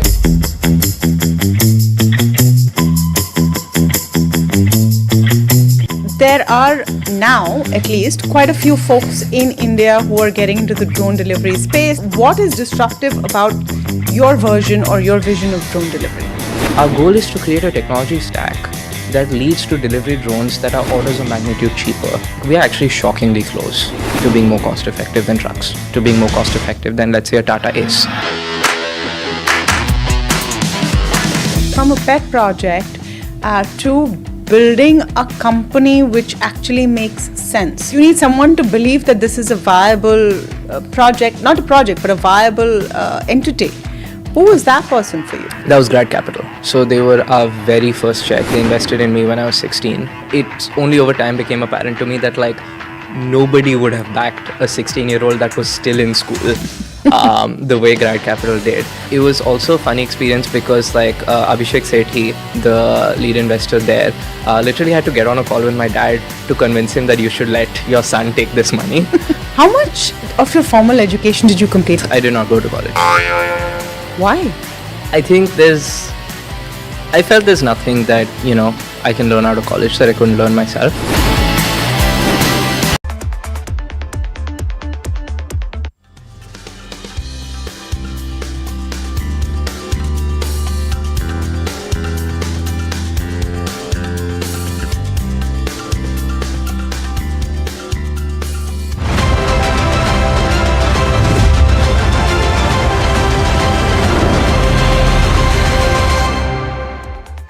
Welcome back. You just have about 15-20 minutes left for the markets to close this Friday. And it's not been a bad week at all.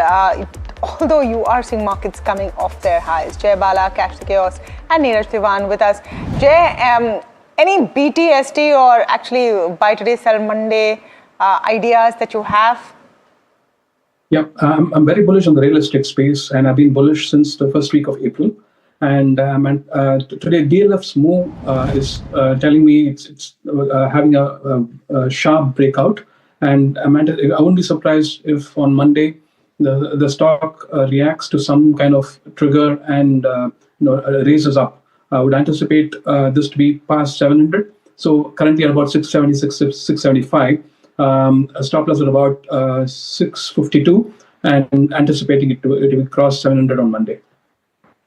All right, let's talk about Genus Power. It's in focus. Its smart metering pivot is driving strong growth backed by a robust order book. The smart gas meters are the next growth trigger, though rising debt remains a key watch point. Parth is joining in to take you through a deep dive into the stock, which, by the way, is spiking as we speak. Parth, what do you have for us? So Genus Power has been a very interesting counter in the recent times. The stock has gained almost 45% from the April lows, but in the recent time the stock has dipped around 15% from its recent highs. Now if we look at the reason why the stock is pulling some eyeballs, well, on the 30th of June, GIC has sold over 11% of the 15% stake that they previously owned. Now this 11% stake among the buyers are very famous investors like Madhu Kela, like Akash Bhansali, and this is the reason why the stock is in the watch list of many investors right now. Another interesting thing about Genus Power is how they have changed their business model. In their older business model, they used to sell the meters directly to the state utilities, but now they are executing the entire smart metering project.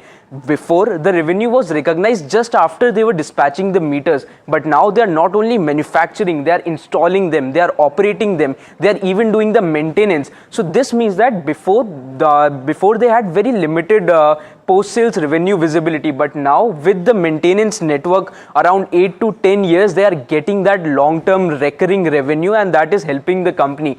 Before, they were collecting cash just after the product sales, but now utilities are paying through those milestone contracts, and this is helping the company because before they had the lower working capital requirement, but now even if they are putting up higher upfront investment, they are getting that recurring long-term revenue. So this is what is benefiting Genus Power right now. But in this newer business model, you need to understand the Gemstar structure as well. In this Gemstar structure, what happens is Genus doesn't get those contracts directly. Gemstar is a special purpose vehicle that Genus has a 26% stake in. Gemstar gets those contracts and Genus does the execution part. Gemstar signs the contracts with the electricity utilities, and Genus, being the execution partner, they do the supply, installation and the project execution. So all the execution revenue flows to Genus, while the Gemstar gets the project profits. And because Genus owns a 26% stake in Gemstar, those 26% of the profits flow back to Genus as well. So this is the whole Genus and Gemstar structure. Now we need to check if this transition has worked for Genus or not. Well, let's start with the order book. From 21,000 crore to above 25,000 crore. Revenue, they have jumped 4 times from 1,200 crores to almost 4,800 crores. PAT has jumped almost 7 times from 87 crores to almost touching 600 crores in FY26. Also, ROC has improved 11% to 24%. Receivable days from 176 days to 115 days. Cash conversion cycle almost touching 250 in FY24 has now come down to 188 days. Moving on to the management guidance as well, they have said that they will improve this working capital cycle by another 50 to 75 days. On the revenue front as well, management has guided for a FY27 revenue in the range of 6,000 to 6,500 crores. Now, what is next for Genius Power? They are horizontally diversifying themselves. They are not only doing those electricity meters, they are diversifying into gas meters as well as water meters. Now, here lies a very big opportunity because the domestic PNG connections in India, which were just 1.6 crore in FY26, they will reach 12.6 crore by 2034. And what government is doing is also really interesting. They will roll out the smart gas meters both in the existing and new connections. So this will create a huge opportunity in the range of 35 to 36,000 crores for Genius Power. And this is the biggest trigger what Genius has right now, and that's what is driving the stock price up. Okay, Genius in focus. Jay, is this something you're tracking on the charts? Let's get a chart check first on Genius, and again another spike as we've been covering the story. That's right. See, I'm very bullish on the BSC capital goods space, particularly towards the power sector, and also the defense stocks. So Genius Power, from a long-term perspective, still got fresh record highs to come through. So I would anticipate this to be a bullish price action, and I think from a 3 to 6 months perspective, I expect this to power ahead. Okay. What about if you just look at what Neeraj's view on this is? See, as far as the segment they're into, there is definitely a lot of scope, and they're further going for gas, water meters. So they'll be expanding their product portfolio. And valuation-wise, the stock is not expensive. And when you're looking at the ROC of 20-24% that they are now at, and if they're able to maintain the growth that they showed last year, I think the stock is not expensive and has definitely some leg as far as valuation is also concerned. So I think for a long-term investor, it will make sense even to invest, at this price. I think 2 to 3 years view, definitely there should be an upside in the stock. Got it. Okay. All right. Interesting update here. India's visa resumption for Bangladesh could revive medical tourism, and that is set to benefit hospital chains like Narayana Health as well as Apollo Hospitals and Fortis Healthcare as well, through higher international patient inflows and revenue recovery. Varsha joining in to talk about more details here. A few of these hospital stocks, Varsha, are climbing, perhaps on account of this, but what are the key details here?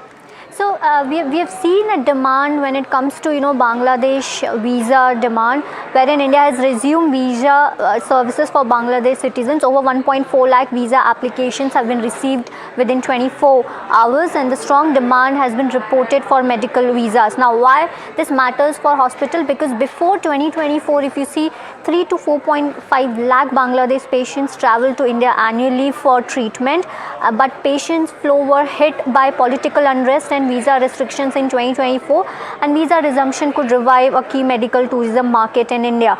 Now, why Bangladesh? Because Bangladesh is a key market, contributes 50 to 60% of India's medical tourism inflows. Most patients travel to Kolkata, Bangalore and Chennai, and international patients typically generate higher revenues for hospitals. Now, biggest beneficiaries over here would be Narayana Health, which operates 1,453 beds in Kolkata, strong exposure to Bangladesh patient traffic. Even Apollo Hospital, if you see, has the highest exposure, has 761 beds in Kolkata through Apollo Gleneagles, and the strong international patient franchise over here reported 27% drop in Bangladesh related revenue during the disruption. Fortis Healthcare have seen a recovery play over here, operates 373 beds in Kolkata, well placed to benefit from rising cross-border patient inflow. So overall, these are all the companies which will actually benefit considering the huge demand that we have seen in Bangladesh visas. Okay, thank you for that. I want to quickly put the spotlight on Sumitomo Chemicals. Stock has been firing today, and it's quite interesting why. Their wholly owned Korean subsidiary, Dongwoo Fine Chem, has signed a joint venture with a company called Samsung Electromechanics. What they're going to make is glass core substrates. What is this? It's a key material for advanced AI chip packaging.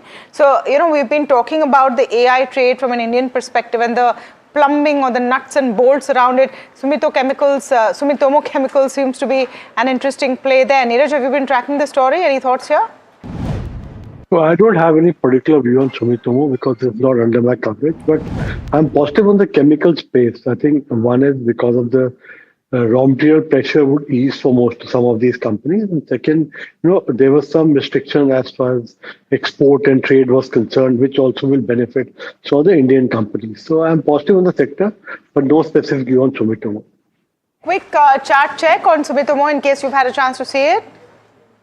Yeah, I did, Tamanna. But the short term is a bit ambivalent, but looking at the medium term, it probably looks bullish. But I don't have a very clear handle. But like Neeraj said, I'm also bullish on the chemical space. And within the chemical space, I like Aarti Industries. So I would be, because I don't have a good handle on Sumitomo, but it just looks bullish. So I would rather go with Aarti Industries rather than Sumitomo. Aarti is not bad. One top call before we let you go, Jay. Yeah, the pharma sector is heading to pushing further into fresh record territory. Bullish on Alembic Pharma from a positional perspective. A stop loss of 710. I would anticipate it to push towards 1,000 mark. Stop loss for Alembic? 710. Okay, 710 is your stop loss. Thank you so much, Jay. Thank you so much, Neeraj. Have a great weekend. Markets are decent. I mean, not the best of what they could have been, but we won't complain too much, Alex. Even the advanced decline ratio has kind of narrowed down. So that bullish sentiment couldn't be carried through to that extent. Yeah, some fatigue coming through, but so actually this is more or less the peak of the range that the Nifty 50 has been in since the 15th of June. Yeah. So that upper level was 24,300. It's failed to break that on the upside. And I think that's something that a lot of people might have anticipated. I wonder if anything changes into next week. More than anything else, I think the fatigue in the broader markets has crept in because of the kind of gains that you've had heading into today, with cuts of about 0.25% for the mid-cap index, the small-cap index ending flat or completely unchanged. In fact, the Nifty Bank has been an underperformer today. And that, I think, is one of the key stories today and yesterday. Let's pull up the intradays, actually. Let's pull up the intradays for the small cap and the mid cap, because then you can see that slide coming in through the day. That's the bank Nifty that I'm seeing, but I want to see the small cap and the mid cap index. There you are, at the low point of the day on the mid cap 150. For the small cap, as well, you are close to the low point of the day. Let's pull up the heat map very quickly on the Nifty, and I mean HCL Tech has of course been that big star, 5.5% up. Maxell DRL also creeping up. So the top deck, at least with the Nifty, has gotten reshuffled to some extent with the addition of pharma. Look at DRL, Sun Pharma, and Maxell there, and hospitals. And Varsha did that story about how the Bangladesh visa lift is going to help. Axis Bank, Mahindra & Mahindra, State Bank of India, and Tech M. Actually on the lower end, the excitement around IT has not really touched Tech M today.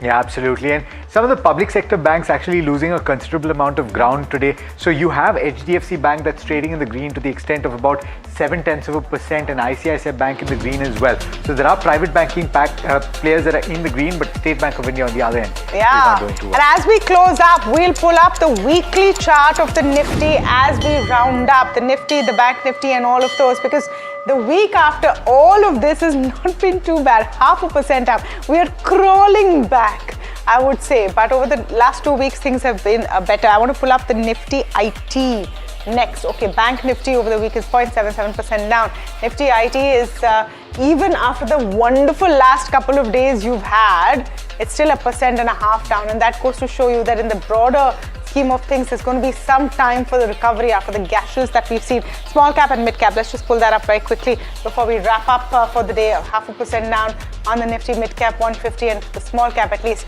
has been 0.69% in the green. So some ways to go before we can say that we're out of that kind of sluggish trade. Yeah, absolutely. So you'll take it. It's been a decent week, but I think we've got lots to talk about on the editor's cut. That comes up next. Stay tuned. From Tamanna and myself and the team that put the show together, thanks so much for watching. Stay tuned. This is NDTV Profit. Yeah, and you'll have Vinay Jessing on the other side.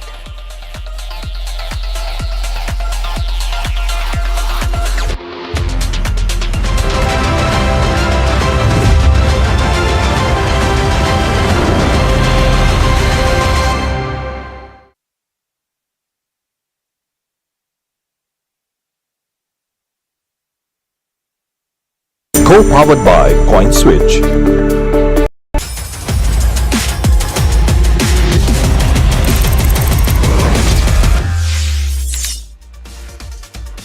Good afternoon, you're tuned into Crypto Minutes powered by CoinSwitch for your daily dose of news and updates from the crypto world with me, Shreyanshi Singh. Let's take a look at the top headlines first things first. Bitcoin above $61,500 on strong macros. Robinhood rolls out public blockchain for UK residents. Meta Planet hits 43,000 BTC milestone.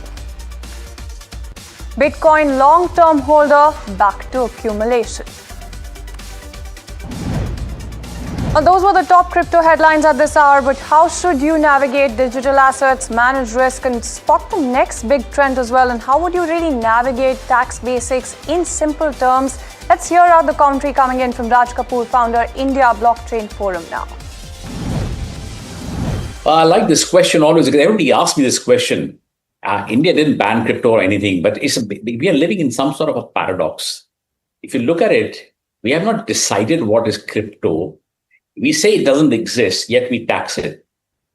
But it is taxed, yes. If we make money, we should be taxed, yes. But there are 5 things which I think every one of us should know. We know that there's a 30% flat tax on every game. It doesn't matter if you held it for a day, 2 days, 5 years. It doesn't make a difference. It doesn't matter what tax bracket you are in. Flat is flat. We, in fact, have the highest crypto tax regime on this planet right now, 30%. The second thing which we should know, 1% TDS on every single transaction.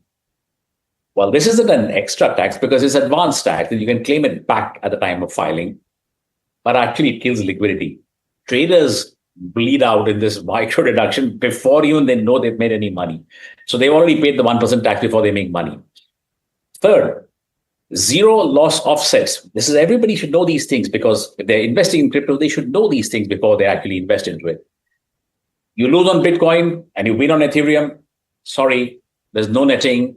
Every asset lives and dies in its own silo. No other tax regime in India works like this. That's a very brutal thing, but that's how it is.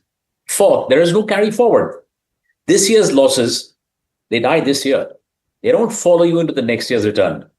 So sorry guys, if you made a loss this year. It cannot be offset next year.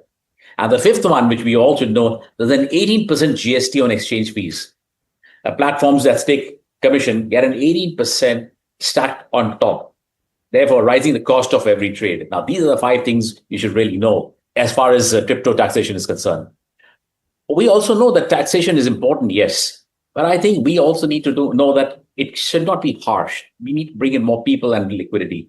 So we built a tax system for an asset class, and still we don't legally define it. So we are taxing the destination without drawing the map. And if you look at it, by April 2027, India joins the OECD's CARF framework as automatic global data sharing on offshore wallets. That means a Dubai wallet, your Binance account, your invisible holdings, it stops being invisible.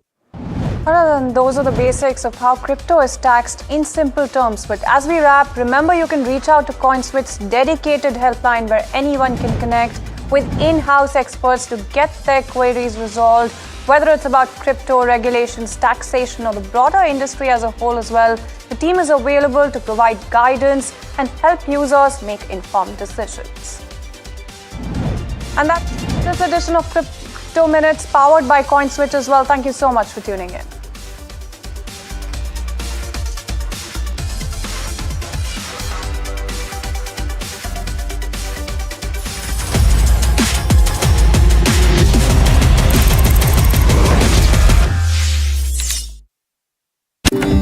माँ भी हमेशा पीमार्क mustard oil में ही खाना बनाती थी। कुछ तो बात है इस दिल में। P-Mark, the mustard specialist since 1933. सरसों से सरसों India Inc.'s most respected names, chose India Inc.'s best and brightest.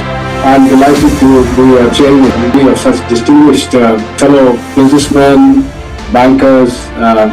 It's just lovely to be back on this NDTV jury. I have been a fan of NDTV for a long time. Many of the nominees are extremely close together in terms of what they've done. Gender parity to be reflected while we choose leadership as well. It's also important that how they are reshaping the industries. We got a fantastic jury and we've left all decisions to the wisdom of the jury. Who will earn India's top business honors? Find out at the NDTV Profit Business Leadership Awards. आपका parcel फिर से हमारे घर पे आया है। कुछ तो बात है इस दिल में। माँ भी हमेशा पीमार्क मस्टर्ड ऑयल में ही खाना बनाती थी, ये आपके लिए। कुछ तो बात है इस दिल में। P-Mark, the mustard specialist since 1933.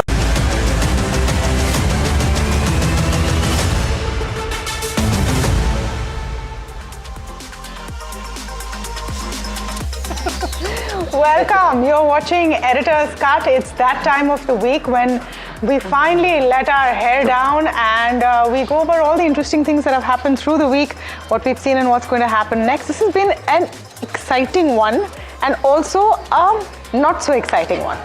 What I mean is that if you look at markets, and Alex and I were just going over the weekly data, they've moved hardly an inch in the entire week, but it seems like there have been so many events happening, right? From crude prices dropping to IT finding its mojo again. All of that has played out, but it's not really showing on the screen beyond a point. देखो जुलाई में 2% move होना है, अगर first 2 दिन में ही 2% हो गया तो बाकी आके महीने क्या करेंगे? But volumes apparently dipped. You saw BSE and MCX see a bit of a downturn because of that in the first 2 days of July. Yeah, I think. But if the updates are any indication, then I the think earnings could be a surprise, right? On the upside. Positive surprise. But it's only the BFSI space, right? I mean, consumption. Not bad. Not everything is good. Like for example, take a DMart. Avenue was bad. Yeah. Avenue is the only one that's bad. DMart, Marico. I would say Avenue is the outlier. Marico is not a smaller player. Yeah, but I think there's still some seam. Half full. Yeah. Okay, so here's what I'm seeing for this week. The tide, I think, is finally turning for Indian markets. Key headwinds, whether it's a blocked Strait of Hormuz to high Brent prices and tariff wars, are receding. Initial Q1 updates are pointing to better resilience than expected during the US-Iran war. Because remember, the whole fear that Q1 of this financial year is going to be a washout because of high Brent prices and everything that happened. The Q1 business updates so far say that maybe it wasn't that bad. Banks will be in the spotlight in the first quarter if updates are anything to go by. Watch out for that space. Tech stocks are having their moment in the sun, but just in the last 2 sessions. And only true believers are willing to bet on Indian IT at this point. I mean, I've heard at least 2 marquee investors talking about having zero presence of IT in their portfolios for between 9 months to 15 months. The Palantir CEO's comments, I thought, were also noteworthy this week and are adding to growing questions over the AI trade. I also had the opportunity to have a great conversation with the valuation guru Aswad Damodran, and one of the things that he said amongst others, and you should go back and watch that interview if you have a chance over this weekend, is that don't blame AI for foreign investors not finding India exciting. And he goes on to say, just look at the top companies on the Nifty and how old there are. Newer companies, new innovations and ideas are not coming in, and quick commerce is not how you define innovation. So some food for thought there. The next big bet, I think, over the next week or so is to see what happens with monsoon. Does it make up for the deficit in July? It has happened in the past. Maybe it'll happen again. And that's really where the hope hangs, I think. Absolutely. And to add to what you're saying as well, when you're talking about the AI trade, I think globally, you're seeing that rotation of money from the AI trade to other sectors as well, because a lot of your AI-linked companies have actually seen profit booking in this week. Talk about names like, I mean, You have names like Micron, SanDisk, Nvidia, and Broadcom. All of them have actually come under pressure. So probably there is that little bit of rotation that's happening there as well. So capital, according to me, somewhere has started moving into sectors that is offering you strong earnings visibility. And that's exactly what Tamanna was talking about right now, that your data is probably pointing to sectors where you could see that visibility coming in there. One sector that I'm identifying over here is real estate. A very interesting ride over there because the preference is shifting probably towards tangible assets and the domestic growth themes as well. Look at the real estate index as a whole. Up almost 35% if you have to talk about FY27 so far. And if you are looking at the capital flows that have come in as well, the money that is coming in terms of real estate as an investment, that is almost at a 6-year high for the first 6 months of 2026. So it's not only your domestic investors, even your foreign investors are putting money somewhere in real estate. So probably I feel that's where the game is shifting right now, towards tangible assets. Very interesting. So me, actually, the headline that came out yesterday and that we spoke about in the evening, it stands out, right? The gazetted notification that came through from the government, the Labour Ministry specifically, that had to do with the EPF or the Employee Provident Fund contributions. You have a clarification that was issued by the government to say that you can choose to limit your contributions to the scheme to the extent of 12% of 15,000 rupees, which is the current wage ceiling, right? That wage ceiling can change in the future, but it says that you can limit it to 12%. So at this juncture, that number stands at 1,800 rupees, which means that your contribution can be brought down to that level. The employer would match that. So 3,600 in all. 3,600 in all. Which anyway eventually is part of your CTC, right? Which is part of, yeah. So you can reduce the element which is part of your CTC that goes on PF to 3,600 technically. Yes, and what happens to the rest is that it actually comes in hand. Now, here's the thing. In the new tax regime, your contribution to the Employee Provident Fund is taxed. The employer's contribution to the Provident Fund is not taxed. So incrementally, you might be paying a little bit more tax on the margin, but the advantage of that is that you have more access to money. So 3 scenarios that I see, and all of them are actually positive. If more people choose to go to their employers and say, I want to limit my contribution to the Provident Fund to 1,800, 3 things can occur. 1, people will spend more, in which case consumption goes up. That's positive. Number 2, you can invest it either in mutual funds or directly into the stock market, in which case flows into the Indian equity market are higher. Third scenario, you can ask your employer to actually move that to the national pension scheme, because even under the new tax regime, if your employer contributes on your behalf, that becomes non-taxable.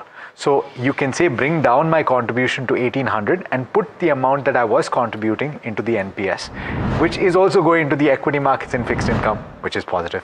So all told, I think it's a positive move. Yeah, and not a problem for the employer except for maybe some compliance headache initially, if at all. Yeah, a lot of people would say, look, people are very attached to the Employee Provident Fund because it's, let's face it, it's a great product. For the most part, it has allowed people to have that exempt status. To a certain extent, that exempt status exists because your employer's contribution is still zero. But having said that, there are still better products out there. Equity for the long term has been proven to be the best asset class to invest in.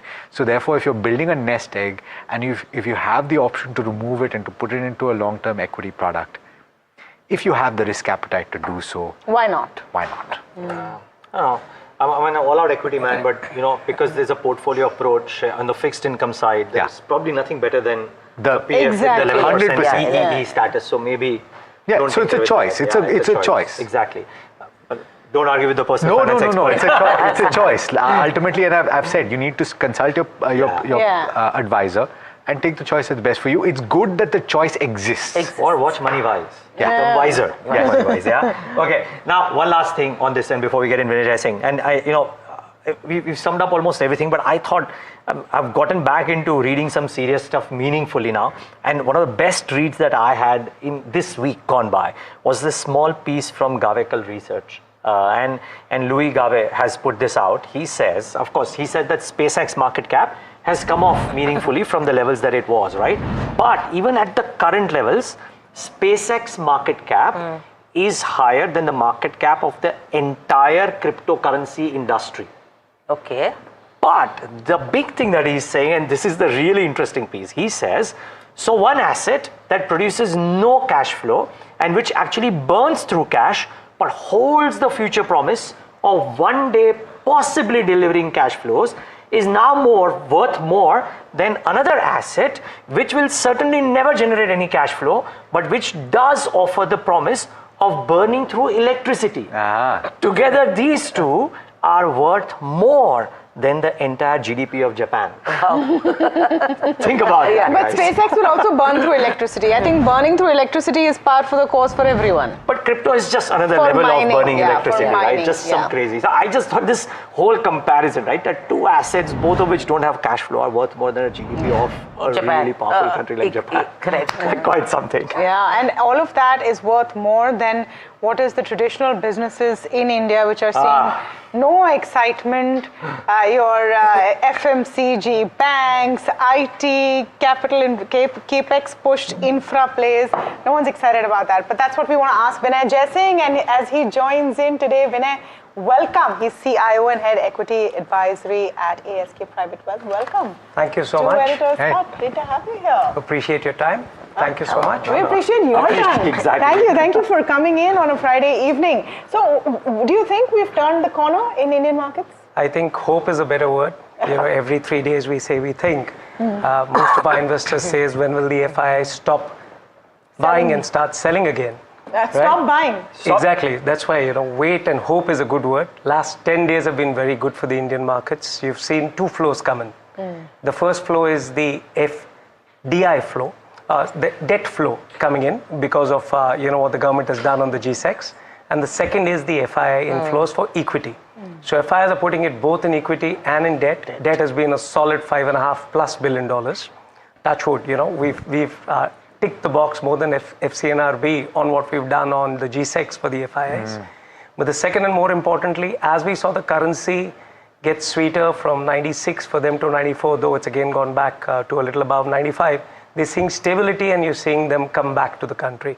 Is 10 days good enough? Because you've seen $1.5 billion of equity inflows coming from FIIs. Too short a period of time, but let's cross our fingers. But that's deals, right? I mean, per se, secondary market numbers, do they look? No. They don't show, on the provisional numbers don't show a flow. Selling dissipate a little bit. If you add the total for the last, so if you look at just the last month, you'll see $5.5 billion of outflow. Yeah. But if you add the last 10 days of inflows, that's when you see the inflows have really come in. They're again tepid, like $100 million, $50 million, $100 million. But you add them up, they come to a solid number.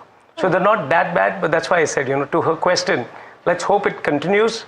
Because you started the month with such a big negative number, when you see the month-end numbers, you'll say, gosh, we've still lost $5.5 billion after losing $18 billion, and we are down $30 billion for the year for the equity. But we would have been down $31.5 billion. Okay. We're down only $30 billion, which is more than what we lost last year, as far as FIIs. So this is music to the ears, right? Yeah. Because 24, 25, we've had 2 years of nearly 3 lakh crores of outflows. That's and right. 26 has been that bad too. So therefore, any kind of stoppage is actually not bad news at all. Not just stoppage, you're seeing a trickle of a reverse. Yeah. So, interestingly, if you see post the treaty being inked, I won't say it's signed, the war treaty being inked, because you're still seeing issues come up. You've seen India as one of the best performing markets, especially the small cap, which is very different from what you would believe, because we are all seeing 1-month data, 3-month data, longer term data. The global markets pre-war, which is Feb 27 to today, are up between 10 and 25%.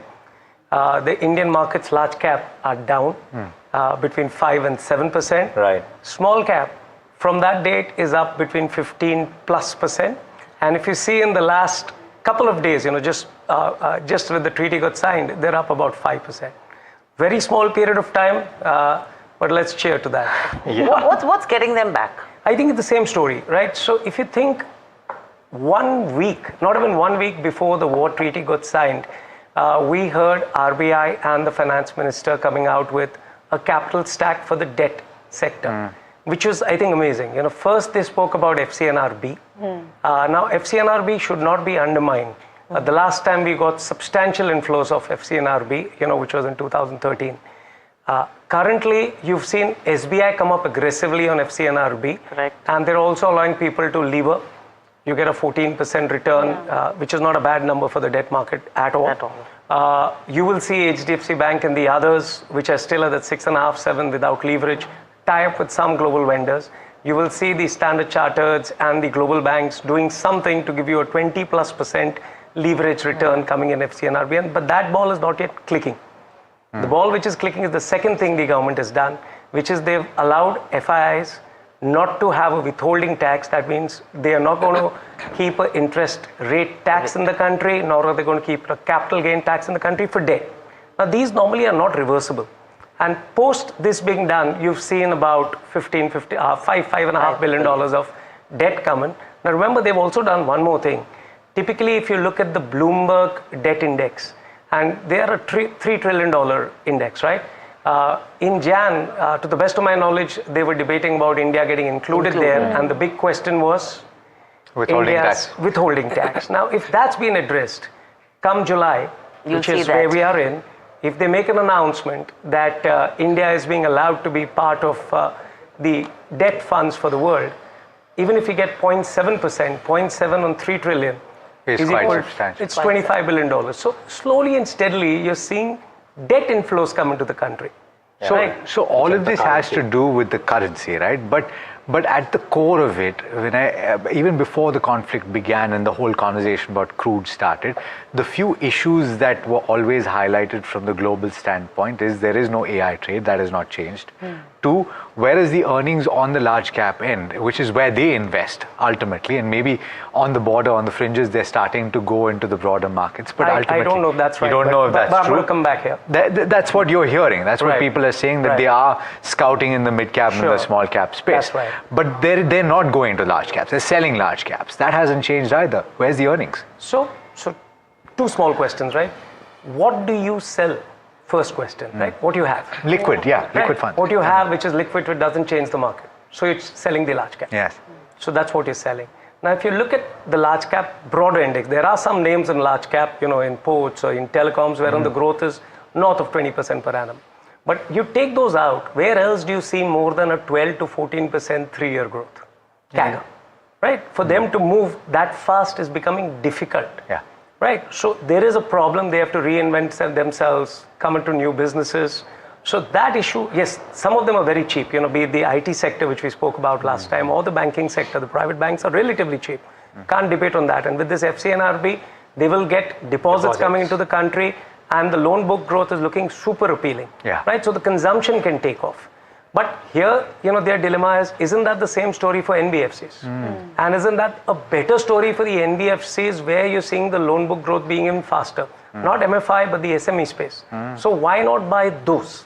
Now, going back to your, I think, more pertaining question is, we are being haunted by the ghosts we had earlier, which was currency, which was not being an AI trade, and earnings, right? These are the three big things. Let's take all three of them slowly. So first, currency. Currency got aggravated by the war because of crude oil issues. Now the crude oil price has gone from pre-war levels to back to pre-war levels. $140, $120, $70. You're pretty much home there. So that's touch wood. But we still consuming Russian crude, which means we are not giving money back to the rest of the world. Typically in Russian crude, what happens is when you're consuming the crude, the dollars don't go to the external world. So you're saving the currency. So what I think from a peak of $720 billion, we are at about $670 billion. There's a $50 to $60 billion last 3.5 months, which has outflowed. This is a forex reserve, right? Just for the benefit of our viewers. My apologies. Forex No, completely fine. So the forex reserve outflow has been stopped by crude oil prices going down, at least by $6-7 billion. And even the cumulative amount we're taking from Russia, I think that money remains largely in the country. So you're seeing forex reserves now will start creeping up again. So the current account deficit, which was supposedly by most of the analysts touted as a minus 2.5% number, is going to become minus 0.5 or 0. So that's a huge positive. So currency is stabilizing. Gold, the government is trying their best not to allow people to buy more and more gold from the rest of the world. Gold prices have corrected by 15-20% in the last 2 to 3 months since war. So gold is acting like any other commodity, post-war, which is interesting, right? Even with the DXY firming up, all commodities are falling, gold is still falling. Silver's falling a little bit more, but on a year-on-year basis, it's doing well. So you're seeing a lot of, how would I put it, efforts being made by the government to curtail the forex reserves. If FCNRB and what the government has done on the debt front, and they've done a couple of swap situations as well for banks as well as PSUs, 1.5% swap rate, that would enable $100 to $150 billion of debt inflows into the country. I think people are seeing that. The FIs are seeing that, and which is why too early to tell, but that will be the starting point of flows coming into the country. In the last 20 odd years, you've seen flows come into the country of this size 4 times, where the currency is appreciated. We just have 5 minutes on the show, so the other 2 points we'll have to breeze through. Sure. Yeah, please. So, but when the currency appreciates, what happens is the money remains in the liquid market and it goes to capex, which is why small cap and mid cap space where you get capex enablers coming in do very well. One last quick point: India is not an AI market. Yes, it's not. But where are the AI companies in the world? What are they sourcing from India? Are they sourcing capital goods? Are they sourcing generators? Are they sourcing hot boxes? Are they supporting DG sets? Are these going from India? Are these becoming 30, 40, 50% of sales? Those are the companies which seem to be. Are you seeing any of those? A lot of them. Those are the companies which are. What are the recent, I would say, discoveries that you've seen? What new are you seeing? Because right now the biggest problem we seem to have is that there's no new story to tell. So, new is relative. Something new to me, you is not new to me. Okay. But I would say, again, going back to. Out there in the ether. Yeah. So, overall, you're seeing the capital goods sector. I would say, strategic infrastructure and AI ecosystem, the picks and shovels. If you see, even the Magnificent Seven are not moving up as much in the last couple of weeks as are their enablers doing it. And we're seeing the same thing out here.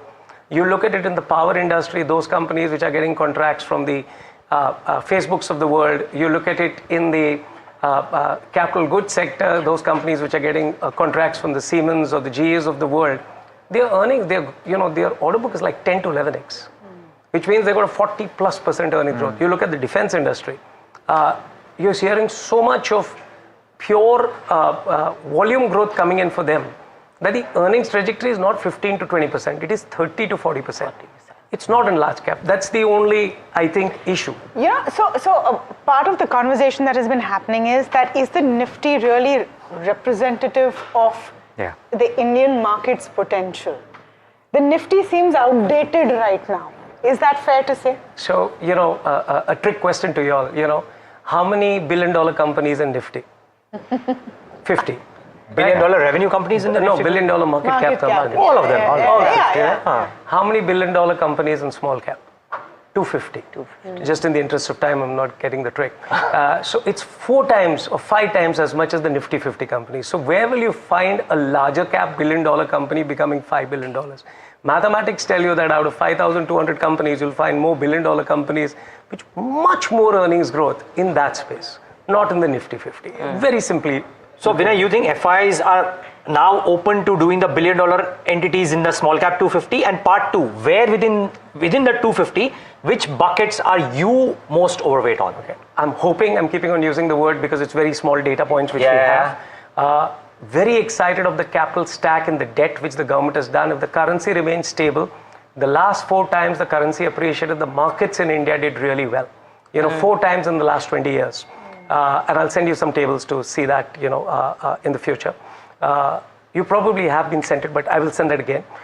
So that's one important point, right? When flows come in, they go into the market, they go to be used for either consumption or capex. We believe that's the space you've got to look at. You've got to break yourself up into 4, right? What is going to drive liquidity? Is consumption going to drive liquidity? Or because liquidity has increased, will the NBFCs get the gain as compared to the banks which will pass it on to them because the consumer space will do well? So that's a space we're looking at very aggressively. The second space we're looking at aggressively is the AI ecosystem in the country, which is being driven because of the power requirement of US. US's power requirement has gone up by 5-6%. If that goes up by that much, who is there to give them those fuel cells or those hot boxes? Who is there to give them the generators, the air blades? That entire ecosystem comes, a lot of it comes from here.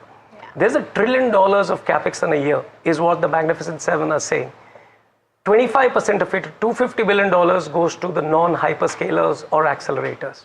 Even if 20% of that, $50 billion comes to India, you're pretty much home for these people. So that's a space you want to look at. Finally, make in India. IT is a space which is difficult because AI is kind disrupting. of a boxing alley out there. You want to be away from it, though IT as a space also has AI-enabled companies in them. So I can't say whether you're underweight or overweight IT, but pure services space you've got to be concerned on. But there are many AI enablers coming up in the country.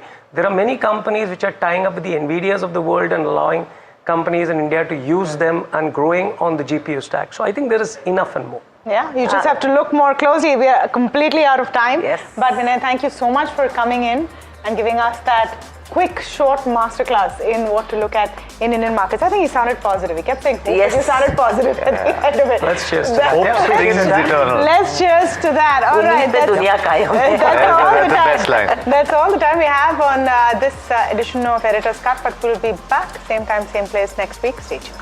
Thank you so much. Cheers, guys. Thank you.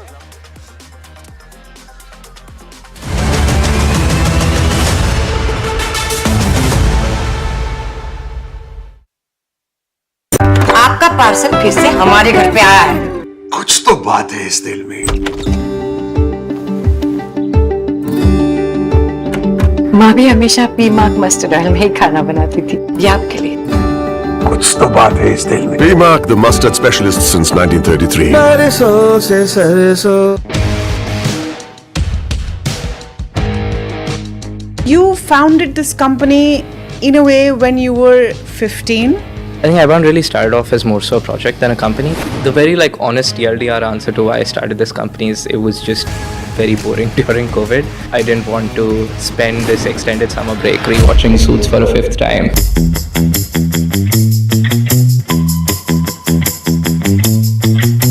There are now, at least, quite a few folks in India who are getting into the drone delivery space. What is disruptive about your version or your vision of drone delivery? Our goal is to create a technology stack that leads to delivery drones that are orders of magnitude cheaper. We are actually shockingly close to being more cost effective than trucks, to being more cost effective than, let's say, a Tata Ace. From a pet project to building a company which actually makes sense. You need someone to believe that this is a viable project, not a project, but a viable entity.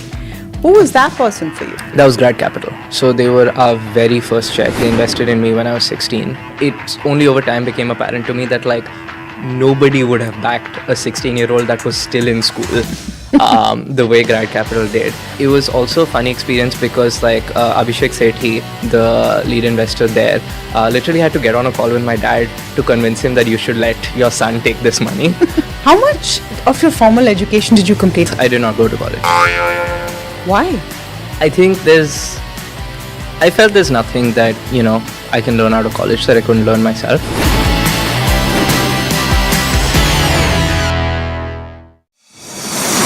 India Inc.'s most respected names chose India Inc.'s best and brightest. I'm delighted to be chairing a committee of such distinguished fellow businessmen, bankers. It's lovely to be back on this NDTV jury. I have been a fan of NDTV for a long time. Many of the nominees are extremely close together in terms of what they've done. I think it's also important that how they are reshaping the industries, commercial activities which they are into. Markets end mixed as benchmarks outperform broader indices for the second day. Nifty rises for the third consecutive session, led by IT and private banks. HCL Tech surged to the top of the Nifty after winning a $1.14 billion deal to build an AI-led operating model for a Europe-based Fortune Global 50 client.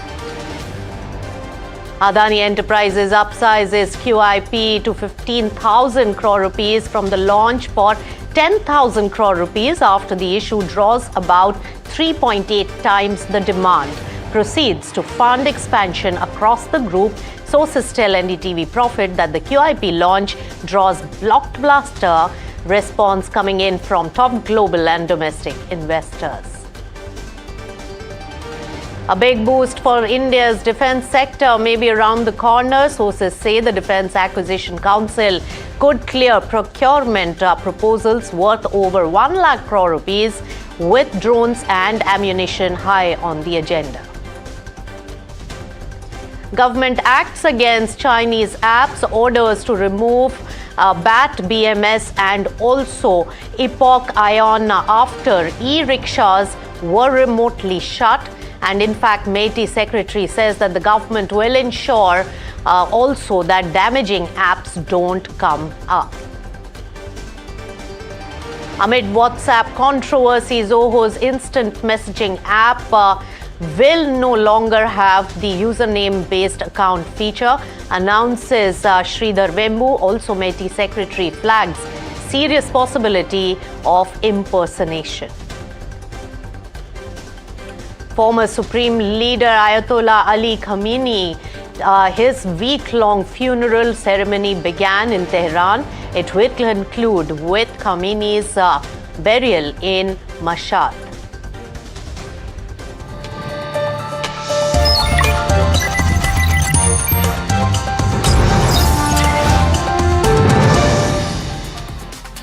Hello and welcome. You've tuned into Profit 360. I'm Nisha Podar. Let's take it straight to the markets. Dalal Street ended the week on a strong note, with the benchmark indices really extending their winning streak for a third straight session. Now, the Nifty closed above the 24,300 mark, gaining over 1% for the week, while the Sensex ended above 77,700 levels. Well, Jasmeet is right here to give us a full market roundup on the action for this particular week. Jasmeet, take it away. Well, a flat day for markets today, but Nifty 50 ends in green and gains about 0.3%. In terms of top gainers in Nifty 50, we have stocks like HCL Tech and Max Health gaining the most, while HCL Tech saw an uptick of nearly 5.6% on the back of that new deal win of 1.1 odd billion. We look at over the week, we have seen the markets have seen a good momentum throughout the week as well. Nifty 50 ends in green and gains about 1%. In terms of the broader market for the week, we have seen broader market have showed a mixed performance compared to the index. If we look at Nifty Midcap 150, that saw growth of nearly 0.5%, while underperforming the benchmark, as the benchmark was up nearly 1%. We look at the top gainers in Nifty Midcap 150. We have stocks like Oberoi Realty and we also have Hexaware Tech, both gaining the most for the week and gained about 10%. In terms of Nifty Small Cap 250, that saw an uptick of nearly 1.5%, outperforming the benchmark. And in terms of the top gainers in Small Cap 250, we have stocks like AGS Logistics and Zensa Tech, both logistics and a tech company. We have seen both of them gaining about 50% through the week. Now, in terms of the sectoral trend, the sectors end on a mixed note for the current week. While Nifty PSU Bank and Nifty Bank end in red, while Nifty Oil and Gas and Nifty Auto ends flat for the week. In terms of Nifty PSU Bank, they were the top losing sector, down about 2.5%, while Nifty PSU Bank ended in red in the second consecutive week. In terms of the other key stocks in Nifty PSU Bank, we have stocks like Bank of Baroda, which is a top losing stock in Nifty PSU sector, down about 10%, while Nifty Realty ends up being the top gaining sector for the week, gains about 8%. While in terms of the top gainers, we have Oberoi Realty and Dodha Developer, both gaining the most for the week, and they've gained about over 10%. If you look at the other key sectors, Nifty Bank snaps its 6 weeks of gaining streak and ends in red, while Nifty IT snaps its 4 weeks of losing streak and ends in green and sees the positive momentum coming in the last 2 days of the trade, while Nifty Financial Services, Nifty Pharma, Nifty Realty ends in green for the 4th week in a row. All right, thank you so much, Jasmeet, for the entire roundup. But the highlight for the trading session, at least for today, was HCL Tech. Take a look at that particular counter, over 5% gain and a major really show of confidence coming in from HCL Tech, which really led the entire IT index to be the top gainer in terms of the sectoral performance at 1.7% increase. So HCL Tech really provided a rare bright spot for the IT pack today, with the stock surging as much as 7% earlier in the trading session after, remember, announcing a $1.14 billion AI deal with a Fortune Global 50 company. Now, the sharp rally lifted the sentiment across the IT sector, helping the Nifty IT index to really outperform the broader market. And for HCL Tech, remember, the deal comes at a crucial time after 5 consecutive months of negative returns, also giving investors hope that large AI-led deals can be won and could help offset the sector's growth concerns when it comes to the AI pivot by the IT services firm. So this is coming in as a show of confidence, and with this particular deal, the entire IT pact looked much better. All right, to another corporate development, Adani Enterprises upsizes its QIP to 15,000 crore rupees from the launch for about 10,000 odd crore rupees after this particular issue really draws about 3.8 times the demand. Varsha is right here with all the details of this fundraise and what's it going to use the proceeds for. Varsha. Well, yes, 10,000 crore rupees QIP, and wherein company has inched up to rupees 15,000 crore. Now, where will these funds be used? Of course, to fund expansion projects across group businesses. Part of the money will also be used for a new PVC plant, and funds will support concession fee payment for a road project. But the important thing over here is, the interesting thing is, sources tell NDTV Profit that QIP launch draws blockbuster response. Now, top global and domestic investors rush in. Issue was oversubscribed, sees strong 3.8 times demand on base size. Marquee global investors have been interested, and leading Indian mutual funds have been backing this QIP. You have names like Capital Group, Goldman Sachs, BlackRock, Blackstone and Nomura have seen the participation. Issue also sees participation from virtually every major MF house. Just to name a few, you have HDFC Mutual Fund, ICICI Prudential, Kotak Mutual Fund, SBI, Aditya Birla, Tata Mutual Fund. All these mutual funds have the company has seen interest from them. Also, if you see, several institutions seeks larger allocation than available, and issue was subscribed within 48 hours from start of the road show. Total bids were estimated at around 3.8 times, and participation of investors suggests institutional appetite for Adani Enterprises QIP. So overall, a very good a blockbuster interest coming from the bigger institutional funds in this QIP. All right, thank you so much, Varsha. In fact, we spoke to Deven Choksi on the expanding of the Adani QIP and the return of the institutional capital flows into equity markets. Listen in. Today, market wants this kind of paper to come in, like Adani Enterprises QIP issue, where probably you are also inviting some of the large global institution investors like BlackRock and Capital International into the country. So to a greater extent, I think it's a capital flow once again returning back into the equity market through this kind of large papers that we are seeing. Overall, the market will be very happy to see such kind of larger issues coming into it. All right, so that was Adani. Now, Deutsche Bank's retail business sale to Kotak marks the latest foreign bank exit from India. What's really pushing the global banks to really scale back the retail operations? HSBC remains the only major foreign bank with a sizable retail footprint here. Piyush is here with all the details and explains why it is an expensive affair for the foreign banks to really stay in India. Piyush. That is right. Deutsche Bank has become the latest foreign bank to actually exit its retail business in India. It has sold its retail banking portfolio to Kotak Bank for around 280 crore rupees. We have seen earlier also how Citibank sold its consumer banking portfolio to Axis Bank in 2023, and before that in last decade also we have seen how Commonwealth Bank of Australia had exited Indian markets in 2016. Royal Bank of Scotland had exited India between 2013 and 16, whereas Barclays had actually shut 1/3 of its retail branches in India in 2012. Now, why the exits? There are three main reasons for it. First is taxation. Now, according to the Indian, tax laws, corporate tax for foreign banks has been set at around 36.5 to 38.2%, and domestic banks pay only 22 to 25% corporate tax. So this has been a long pending request from the foreign banks that India should consider reducing corporate tax on foreign banks. Second major aspect is that foreign banks don't really have a lot of retail presence in India. They don't have retail deposits as much as the domestic peers do.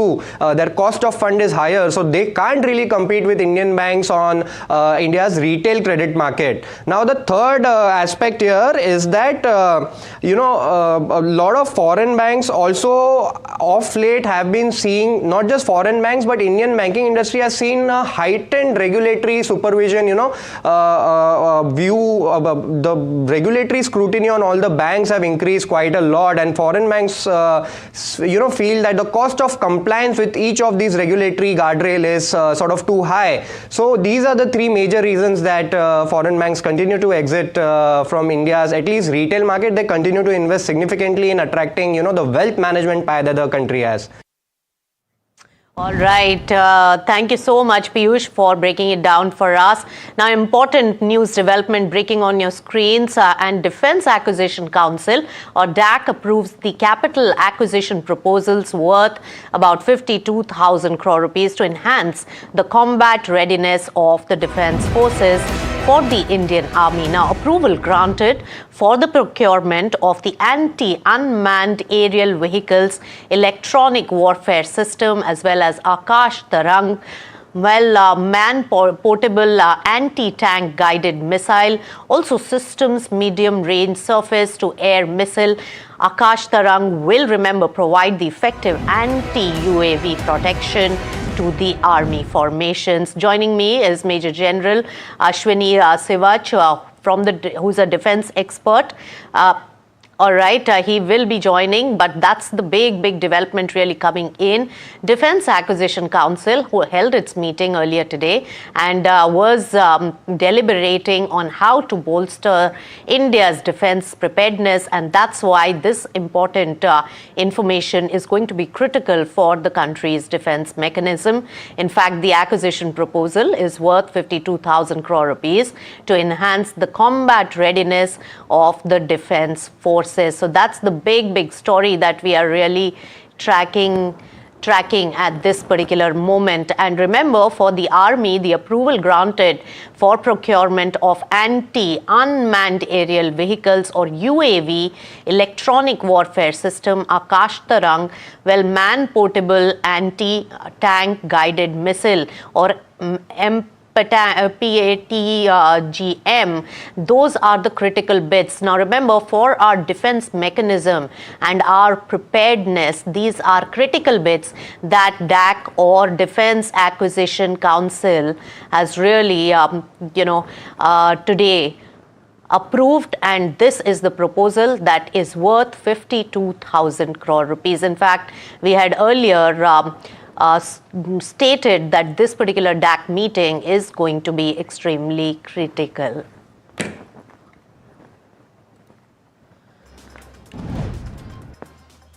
Now, government has ordered the removal of 2 Chinese mobile applications, BAT BMS as well as Epoch Leon, from both the Play Stores, and the action really comes after reports of they being misused to disable the e-rickshaws in Delhi surfaced. Now, BAT BMS as well as the other, that is Epoch Leon, are battery management apps that really connect via Bluetooth and in remotely shutting down lithium-ion batteries. Now, MeitY Secretary S. Krishnan has said that decision has been taken as it raised safety concerns, and let's listen into what he had to say about this particular bit and the ban of the 2 Chinese apps.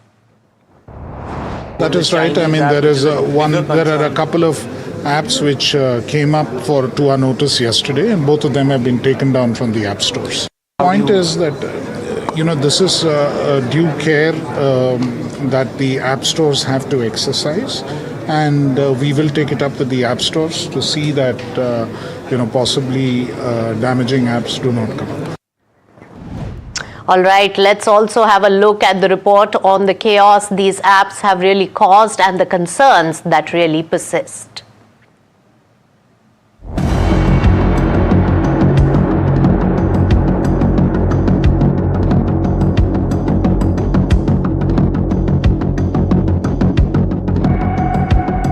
A moving e-rickshaw can be stopped within seconds with a tap on your smartphone. Well, that is the viral social media claim, and something that you must have been seeing trending all over the social media, and this is via a Chinese company based app, which is a battery management app. It is BMS. You'll see that this e-rickshaw is now connected to our smartphone. We'll try to switch it off here, and we are switching it off, and now you'll see here something new. That is that this pop-up will come here, which will be asking you to put in the password. This is in fact a recent update. Question here is that after the restrictions have been brought in, so all is now well? Well, the question is no, because there are many other similar kind of apps. One such is in fact the Epoch battery. As you can see, we have connected it. Now we will be proceeding it and we'll try to switch it off. So in fact, we'll be trying to switch this particular e-rickshaw off. And as you see, that e-rickshaw has in fact turned off. क्या आप चला पा रहे हैं? Display ही चला गया है. So this is another app, as you see, with a similar kind of chaos that the earlier app was creating. Dealers say they're now receiving complaints involving another battery management app as well. According to them, drivers are increasingly approaching workshops after their compatible e-rickshaws stop functioning unexpectedly. 2 दिन पहले से जो है ना, हमारे पास में रात को 3-4 गाड़ियाँ बंद हुई थी, तो हमने जो है वो हमारे पास आए, तो हमें यूँ लगा कि टेक्निकल इशू हो सकता है, कोई बैटरी में एरर आ गया होगा, तो हमने वो ऑन कर दी. उसके बाद में जब नेक्स्ट डे जब हम लोग आए हैं, तो मैं तो थोड़ा सा लेट आया था, उससे पहले हमारे जो स्टाफ थे, तो जब उनका फ़ोन आया कि गाड़ियाँ कम से कम भी नहीं तो 40-50 गाड़ियाँ, मतलब 10 गाड़ी 5 गाड़ी हमारे पास में आती थी. एक गाड़ी को हम लोग ऑन करते थे, उससे पहले पता चल रहा कि 2 बंदे और धक्का मार के आ रहे हैं. For e-rickshaw drivers, this isn't just about technology. It's about their livelihood. A vehicle that suddenly shuts down could mean losing an entire day's income. And without warning, drivers fear that they could be stranded in the middle of a trip. Now, amid WhatsApp username controversy, Zoho's Sridhar Vembu has announced to disable the username feature on messaging app of his company, and MeitY Secretary S. Krishnan says that there is serious possibility of impersonation. Hence, the government has sought explanation coming in from WhatsApp, Telegram, as well as Signal. So, all these 3 apps are on the radar of the government. Listen in. I have no comment to make. I mean, we have taken up the issue of using usernames because there is a serious possibility of impersonation, and there is the kind of encouragement that it provides, or the facility it provides for committing more cybercrimes, which is a very serious issue. The Supreme Court, in the case relating to digital arrests, has taken up that matter. And this is another dimension of the way that cybercrimes can be committed, which is the reason why we have directed WhatsApp to explain why they have this feature, and likewise we have similarly sought explanations from others. So that is the status. All right, and 6 days funeral ceremony for Ayatollah Khamenei has begun. The funeral, delayed by months due to the war, will really conclude with his burial in Mashhad, as Tehran turns the event into a powerful display of national unity and religious symbolism. According to reports, Mujtaba Khamenei, the son of Iran's supreme leader Ali Khamenei, is expected to skip his father's funeral over fear fears of a possible assassination attempt. In fact, representatives from more than 100 countries are expected to attend the funeral of former Iranian Supreme Leader Ali Khamenei. All right, moving on to a major tragedy that has unfolded in Uttar Pradesh area, and where an LPG tanker exploded after crashing into a toll plaza, killing at least 5 people in this particular incident and also injuring several others. In fact, CCTV footage shows that the tanker losing control, ramming into the toll booth before a gas leak triggered a massive fireball. Now, the blaze was so intense that the flames were reportedly visible from nearly 2 kilometers away.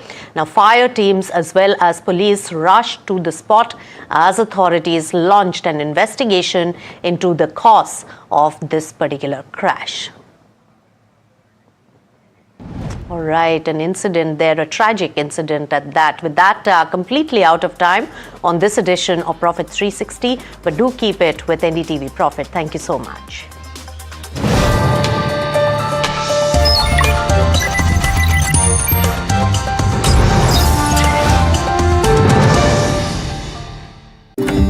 माँ भी हमेशा P mark mustard oil में ही खाना बनाती थी। कुछ तो बात है इस दिल में। P-Mark, the mustard specialist since 1933. सरसों से सरसों।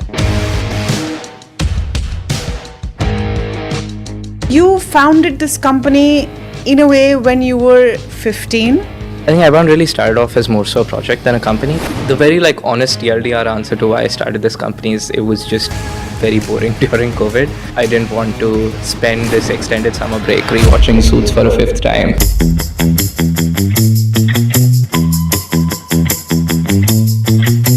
There are now, at least, quite a few folks in India who are getting into the drone delivery space. What is disruptive about your version or your vision of drone delivery? Our goal is to create a technology stack that leads to delivery drones that are orders of magnitude cheaper.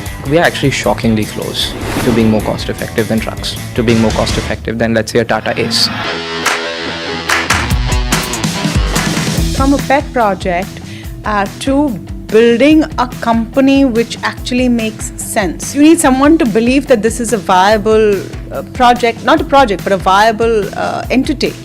Who was that person for you? That was Grad Capital. So they were our very first check. They invested in me when I was 16. It's only over time became apparent to me that nobody would have backed a 16-year-old that was still in school the way Grad Capital did. It was also a funny experience because Abhishek Sethi, the lead investor there, literally had to get on a call with my dad to convince him that you should let your son take this money. How much of your formal education did you complete? I did not go to college. Why? I think I felt there's nothing that, I can learn out of college that I couldn't learn myself.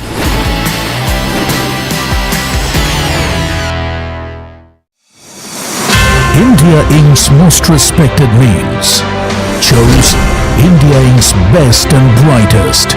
These kind of awards and jury lineup, you are truly giving it the right weightage. The eminent juries who are here, and that itself speaks for the commitment towards highlighting the advantage which India is having. What I am looking for in this is that we should be awarding companies and individuals who have focused not only on growth but also on bringing good governance. Be part of jury and vote on the people, the men, the women, the companies in India who have the right stuff is a great opportunity for us. Who will earn India's top business honors? Find out at the NDTV Profit Business Leadership Awards. India's unshakable news habit. NDTV.com is India's #1 English news website.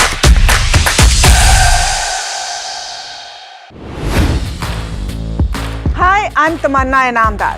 Watch me on NDTV Profit, where I break down the day's biggest business stories. What happened, why it matters, and what it means for your money. Hi, I'm Neeraj Shah. Watch me on NDTV Profit for the most incisive market intelligence and meaningful corporate conversations. And I'm Alex Matthew.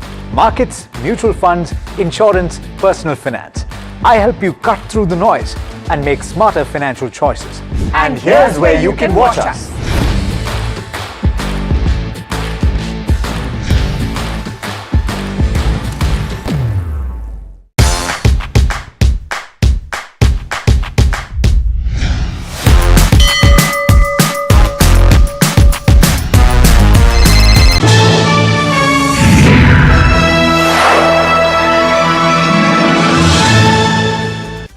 Hello and welcome to KYC, a show where we decode as to what is this company going to be all about, what the company has done in the past, and going ahead, what is that outlook going to look like with all their capex plans et al. First up, I'm sure everyone wants to guess what the company is all about. This is a company that we're talking to who's one of the leading paper manufacturing companies in India. Does this give you a clue? Not yet. 23% market share is what they command in the copier paper market. Copier paper is usually the Xerox paper that we use, the photocopy paper that we use, the printing paper that we use. That's what we're talking about. 23% market share. However, the stock is down nearly 40% from its all-time highs. Any guesses here? I'm going to reveal that up shortly. The company that we're talking about over here in terms of what this is all about, let's pull up that one on the screens and we will tell you. This is JK Paper. You know, this is one of the leading companies that we've actually looked at since very long. All of us have been using this paper also in our day-to-day lives. Moving on, if you have to know more about in terms of what we should know over here, because the stock is kindly underperformed, let's look at the other aspects as well in terms of the company and the questions we have. One, strong volume growth is what we've seen. The question is, will we see that in the profitability and in terms of the margins as well going ahead? That's one of the key questions we have. Secondly, all the disruptions that have happened, you know, from paper prices going down, especially from raw material prices which have gone up, have the disruptions bottomed out now from here on? Because the fourth quarter showed a significant improvement as compared to what the last couple of years have been. And from this down cycle, can JK Paper actually emerge as a stronger player, stronger contender, not only from a performance perspective when you talk about financials, but also for the shareholders? Apart from that, you're looking at the debt reduction. Now, the debt is pretty much reasonable. The question is, with the kind of capex plans that it has, does that also come in place? And in terms of capex, they've just commissioned one plant in Gujarat. We're going to talk about that as well. The cost synergies that are coming in on the back of the progress of this BCTMP plant, because that is something that will go ahead and aid the margins of the business going ahead. And overall, the milestones that would actually define successful FY27 for JK Paper and the years to come. What is that going to look like for the company? Usually we talk about the company first. First up, a company that is established in 1962, part of the JK group of companies, which is the JK organization. Overall, if you have to look at the company, it's evolved from a writing and printing paper company to actually packaging board. And that is also one of the moats that the company has, because that's a high margin business.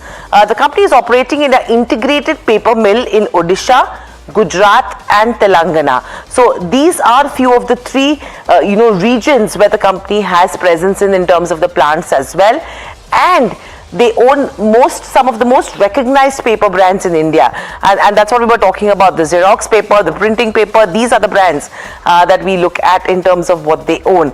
Copier, Easy Copier, JK Cedar and JK Excel Bond. Moving on, apart from talking about the brands, let's actually talk about their leadership. Branded copier paper, the company is the market leader there. And if you have to look at other segments as well, it's amongst the top 3 integrated paper manufacturers in India, and this is by capacity as well as by sales volumes. The question is, when does this happen and translate into revenues, margins, profitability? If you talk about FY26, their paper and board sales actually reached a record of 8.19 lakh tons. Close to 8.2 lakh tons is what they've been able to achieve as well in terms of volumes and sales. and they produce close to 8 lakh tons per annum, and this is across the integrated mills that they are operating in the 3 regions, Odisha, Gujarat and Telangana. So this is all about JK Paper, but let's quickly give its rankings as well. Now if you have to look at the criteria that we've picked up, first up is their capacity expansion that we're talking about, which has just come on board right now on the 30th of June. Income statement, balance sheet, cash flow, the others remain as is. We're not really going to look at the outlook of this company right now because we know what the company has done and everything relies now on the expansion and the fruits it bears for the company. Your return ratios, your shareholding pattern, street credentials and valuations as compared to its average and peers. First up, let's actually look at the first parameter that we're watching out for in terms of where the capacity expansion is concerned. Now, first, they've started the commercial production at the new hardwood BCTMP plant. And this is something that the investors were actually watching out for because this is backward integration. This will be margin accretive as well to some extent. And this is a bleach chemical thermomechanical pulp plant. So this is what BCTMP actually stands for. Moving on, if you have to look at the expansion plans, this is an advanced facility at the Central Pulp Mills unit, which is in Songarh, Gujarat. This is where it is located. And they've invested close to 650 crores to build this state-of-the-art plant. In terms of the benefits it has as well, production capacity of close to 1.2 lakh air-dried metric tons per annum. This is what you're looking at in terms of full capacity. This will boost the company's internal pulp making capacity. Now, because the pulp making capacity gets boosted, the raw material that comes in for manufacturing is what becomes cheaper. So it reduces the dependence on expensive and imported pulp that we're talking about. And very lastly, if you have to look at margin expansion, that's what we could see out of this as well. So a thumbs up given to capacity expansion. Now moving on, look at the income statement, what's happened there. This is a thumbs down to some extent because if you look at the revenue, 3-year CAGR is 3%. Your EBITDA as well, no major improvement there. Margins, in fact, that has slumped from a 14% to a 13%. And your net profits have kind of halved. 412 crores in FY25 to almost at 241 crores in FY26. This is the FY26 picture, but I want to bring to your notice what's happened in the fourth quarter as well. The question is the fourth quarter a beginning to the growth cycle? 18% revenue growth, 26% EBITDA growth. Your margins have improved by 100 basis points. In fact, from the fourth quarter as compared to the FY25. And your net profits have seen a growth of 36%. So your Q4 has been slightly better as compared to the previous quarters and the previous year. So that is a positive slightly. However, look at the margin trajectory. 25 improved to 31. 23 was a very good year, but I think rest of it is history right now because it was the entire paper cycle which has gone down, which has impacted margins, and you've gone down to levels of what, 14 and 13%. Will FY27, because of the additional capacity, have something more in store for the margins? So thumbs down in terms of the margin trajectory so far. Apart from the margin trajectory, if you have to look at the other aspects as well, let's look at the balance sheet from here on. Now, there is some bit of strength over there. If you look at the borrowings have come down to 1,700 crores to almost a 1,574 crores. The cash in the bank has increased as well substantially from 73 crores. It did dip in FY25. However, it's come back to 180 levels. So that is a positive. Equity is increasing along with your other equity, and the book value has also been on an uptrend. So a couple of factors which are positive. So it's a pretty neutral balance sheet that the company has been sitting on. So that's what you're looking at in terms of the balance sheet. Cash flow, a positive. That's the reason a thumbs up, because look at the improvement also in terms of the net cash flow. From 27 odd crores, your net cash flow actually dipped down to almost negative 45 crores. Improved to 111 crores. So that is one of the key positives. And secondly, the flow to profitability also has been pretty good. And these are the two factors why we've given it a thumbs up as well in terms of the cash flow. Now the return ratios, again a strong performance there if you have to look at, in terms of FY23 to 24, where if you look at the ROC, the return ratios have almost doubled. However, a slump and deterioration coming in in terms of FY25 and FY26, and that is the concerning area. What is this telling you? That JK Paper was generating strong operating profits relative to the capital employed in the business, and the period is actually coinciding with a favorable paper cycle, better realizations, healthy profitability, and this I'm talking about 23 to 25. But the sharp deterioration that we've seen here is what is concerning. The question is what happens, because ROC below 10% is generally considered weak for a capital intensive manufacturing business, and the decline is indicating that this incremental capital that the company would have invested is generating significantly lower returns than before, and hence a thumbs down mainly on FY25 and 26. So that's with regards to where the return ratios are concerned. Now moving on, if you have to look at the other aspects as well in terms of the factors that we are considering, let's look at the next part of the shareholding. This is a thumbs up because your promoters have consistently increased stakes. So from a 50% you've gone down to 53%. In terms of FIs and DIIs as well, substantial increase coming in terms of the shareholding. So this is a positive where your promoters, your FIs and DIIs have some trust and faith in terms of the stock as well. However, your public shareholding because of that has gone down from 37 to 29%. So retail is subdued because of the returns. Now let's look at the street credentials over here. In terms of street cred, again a neutral because it is negative, but a 2 to 3% decline is telling you that the stock really has not done anything. It's neither given any returns nor eroded that kind of value as well for shareholders, and hence we've given it a neutral rating. And if you see 1 year period as well, it's down 5%.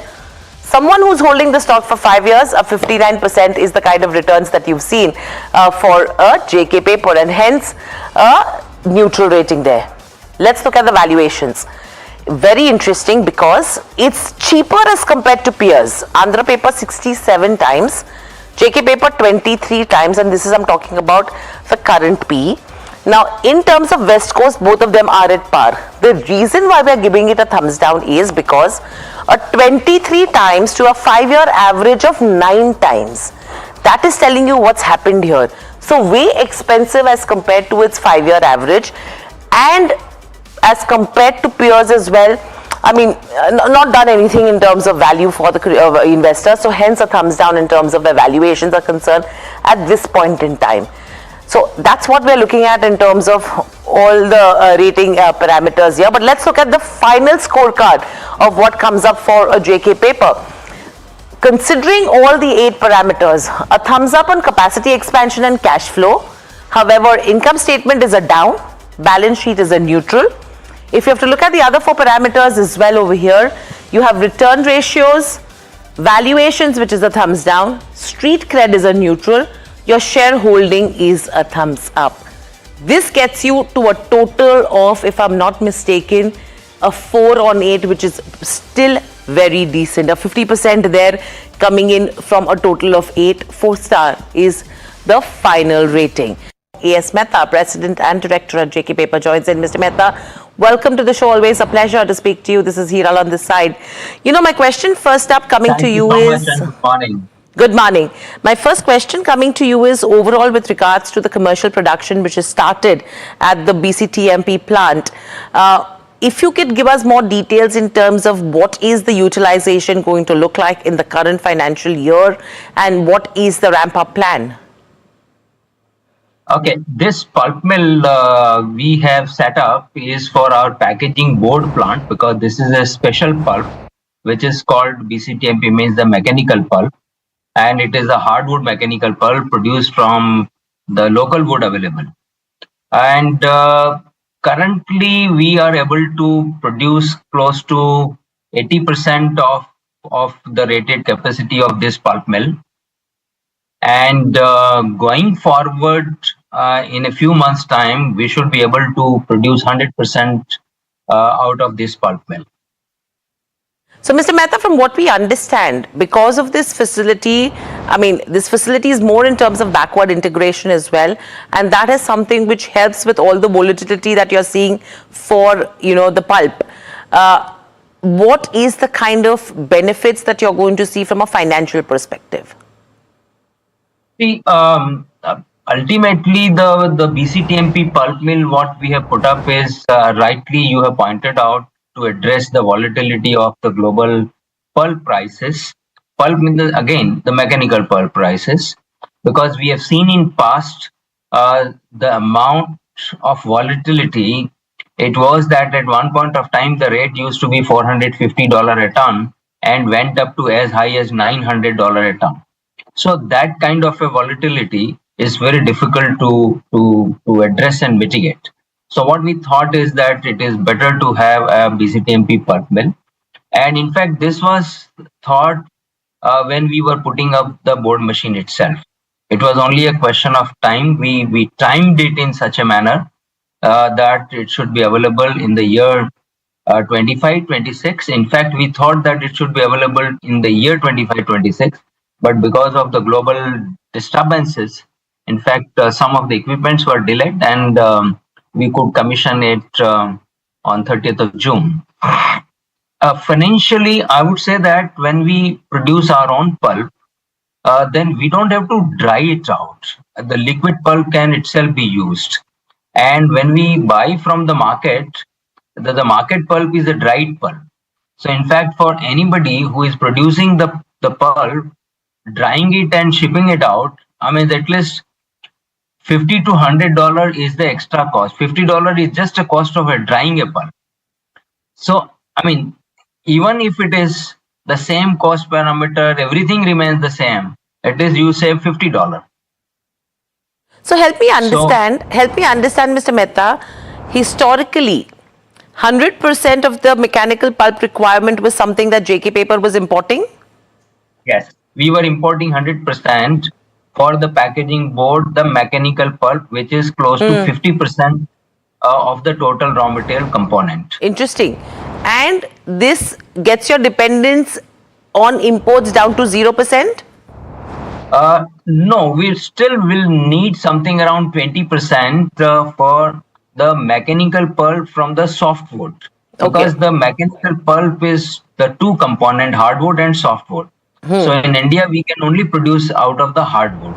So close to 30% our dependence will be, I mean, out of 50%, the 30% will be our own pulp now. So that means the 60%, the dependence has come down. Understood. Now, my other question to you over here is, basis the 80% dependence which has come down, what is your analysis internally in terms of the cost save that you will have? Because, and compared to the investment that you've made to this plant, so analyzing the return on the amount, ROCs, and what are the returns looking like then? See, when we conceived this project, our thought was that the return on this project should be close to 15%. So this is what I'm saying, that the return on invested capital of 600 odd crore. So 15% would be the return. And even today, my gut feel is that, see, we can't calculate this year over year. It has to be, because such kind of investment, the return is calculated on a long-term basis, because the pulp prices also, right now the pulp prices are close to $500 a ton.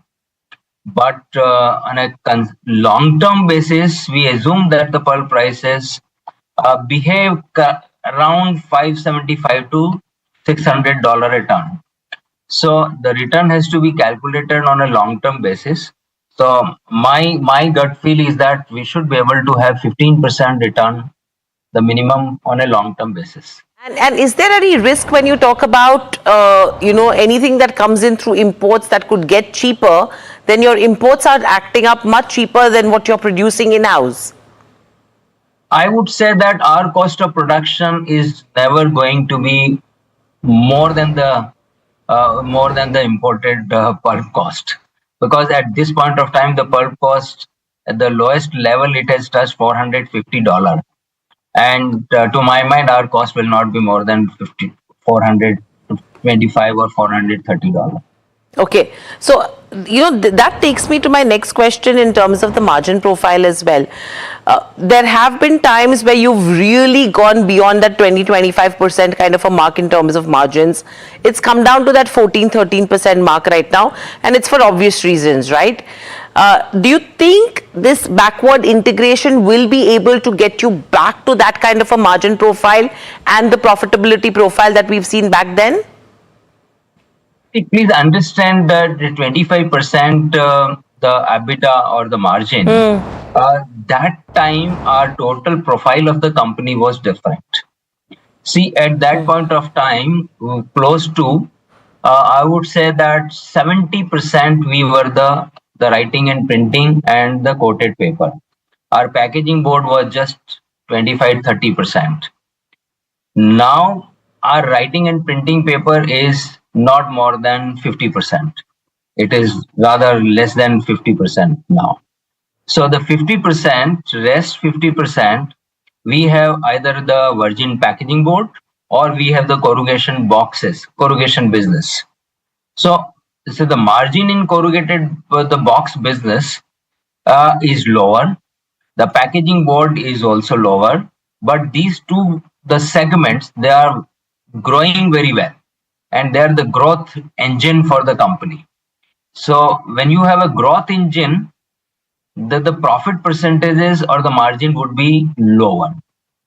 And that is why, since our mix has changed, the profitability, I would say that 25% or 26% is not doable. And we are fine, even if it is 22%, 20% margin, we should be very, very well placed on the cash flow generation, on the return on capital employed basis and everything.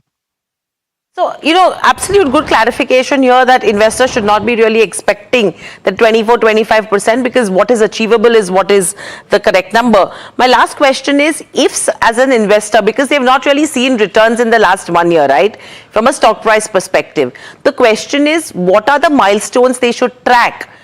Not only for FY27, but over the next 2 to 3 years to actually stay invested in a JK paper?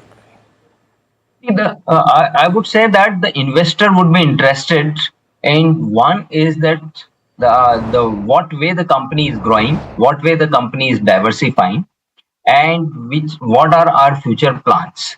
So in fact, we have diversified, we have acquired the new businesses, and we have diversified in the growth oriented businesses.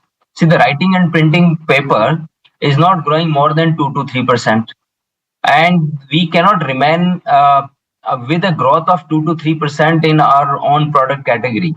And that's the reason that the virgin packaging board and the corrugation business or a monocarton, these segments are growing at very good rate of 8 to 9% or 10%. And so our plan is that we should have a growth minimum something around 10% over next 5 years. So see, a growing organization is the subject of interest to any investor. So 10% is what you should be looking at as well. But thank you, Mr. Mehta, always for speaking to us. And thank you for sharing your views as well for all the investors, because it brings in a lot of clarity. And that's why we do this show as well. So that was the management of JK Paper talking to us about what the backward integration would mean as well. And overall, this is going to be something which will actually lead you to understand what could the return profiles look like, margins look like. But thank you so much, folks, for watching Know Your Company. Lots more lined up on the other side. Please stay tuned to NDTV Profit.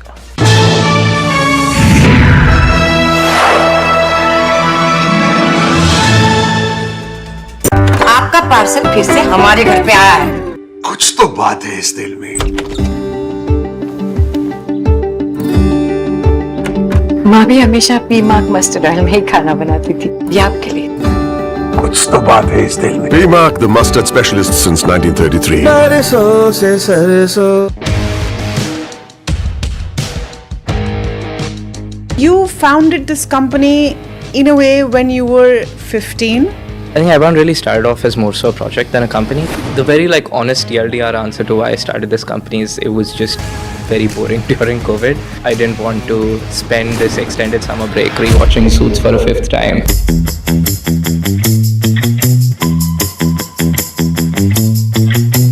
There are now, at least, quite a few folks in India who are getting into the drone delivery space. What is disruptive about your version or your vision of drone delivery? Our goal is to create a technology stack that leads to delivery drones that are orders of magnitude cheaper. We are actually shockingly close to being more cost effective than trucks, to being more cost effective than, let's say, a Tata Ace. From a pet project to building a company which actually makes sense. You need someone to believe that this is a viable project, not a project, but a viable entity. Who was that person for you? That was Grad Capital. So they were our very first check. They invested in me when I was 16. It's only over time became apparent to me that like nobody would have backed a 16-year-old that was still in school the way Grad Capital did. It was also a funny experience because like Abhishek Sethi, the lead investor there, literally had to get on a call with my dad to convince him that you should let your son take this money. How much of your formal education did you complete? I did not go to college. Why? I think I felt there's nothing that, I can learn out of college that I couldn't learn myself.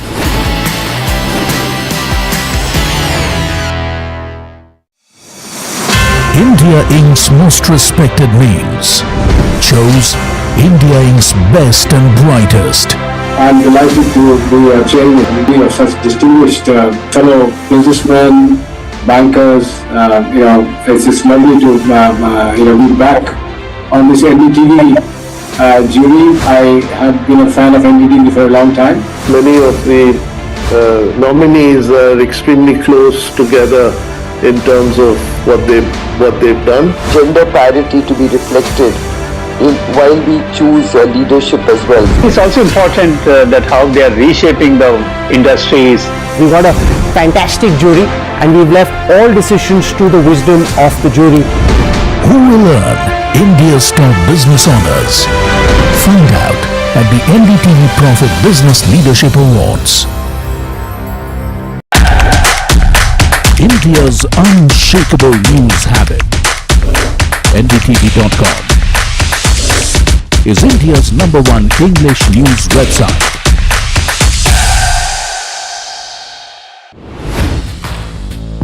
Hi, I'm Tamanna Inamdar. Watch me on NDTV Profit, where I break down the day's biggest business stories. What happened, why it matters, and what it means for your money. Hi, I'm Neeraj Shah. Watch me on NDTV Profit for the most incisive market intelligence and meaningful corporate conversations. And I'm Alex Matthew. Markets, mutual funds, insurance, personal finance. I help you cut through the noise and make smarter financial choices. And here's where you can watch us.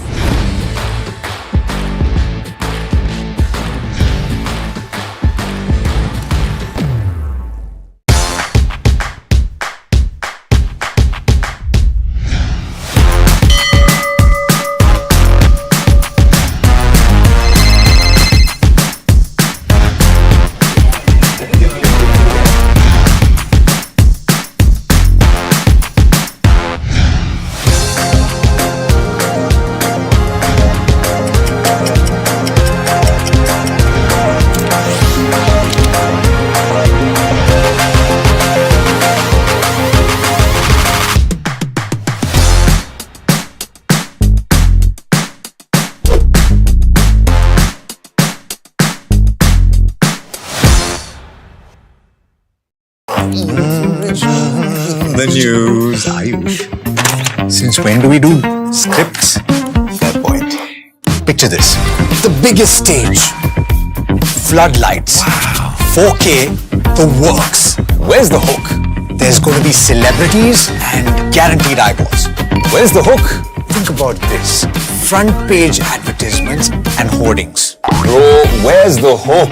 Cross-platform, digital first, virality. Without a hook, no way. The message is clear. It's 2026. You gotta be real in a world of reels. You gotta be original in a world where everything seems generated. That's it. That's what we're looking for.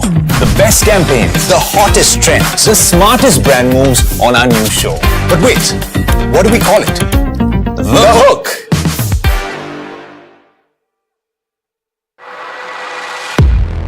He has been tracking markets for over a decade, spots the trends before they hit the screen. And he is now bringing his analysis to the show that the market watches. watch Sharad Dubey on Know Your Company, a show that puts the most traded stocks under the scanner. We dissect the company so that you, the investor, don't have to. Get the management to answer questions relevant to you. Watch Know Your Company weekdays at 11:30 a.m. to understand your next big bet.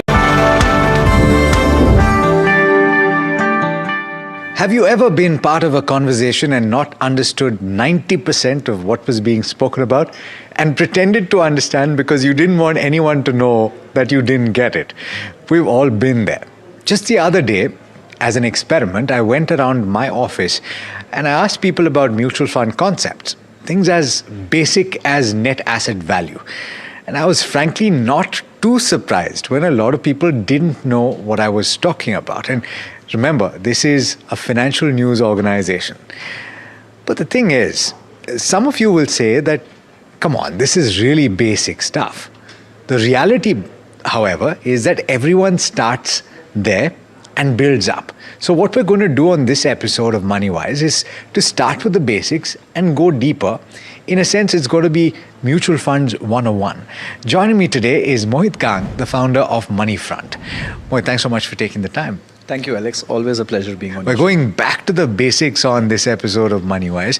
And I did mention NAV or net asset value. So let's start there.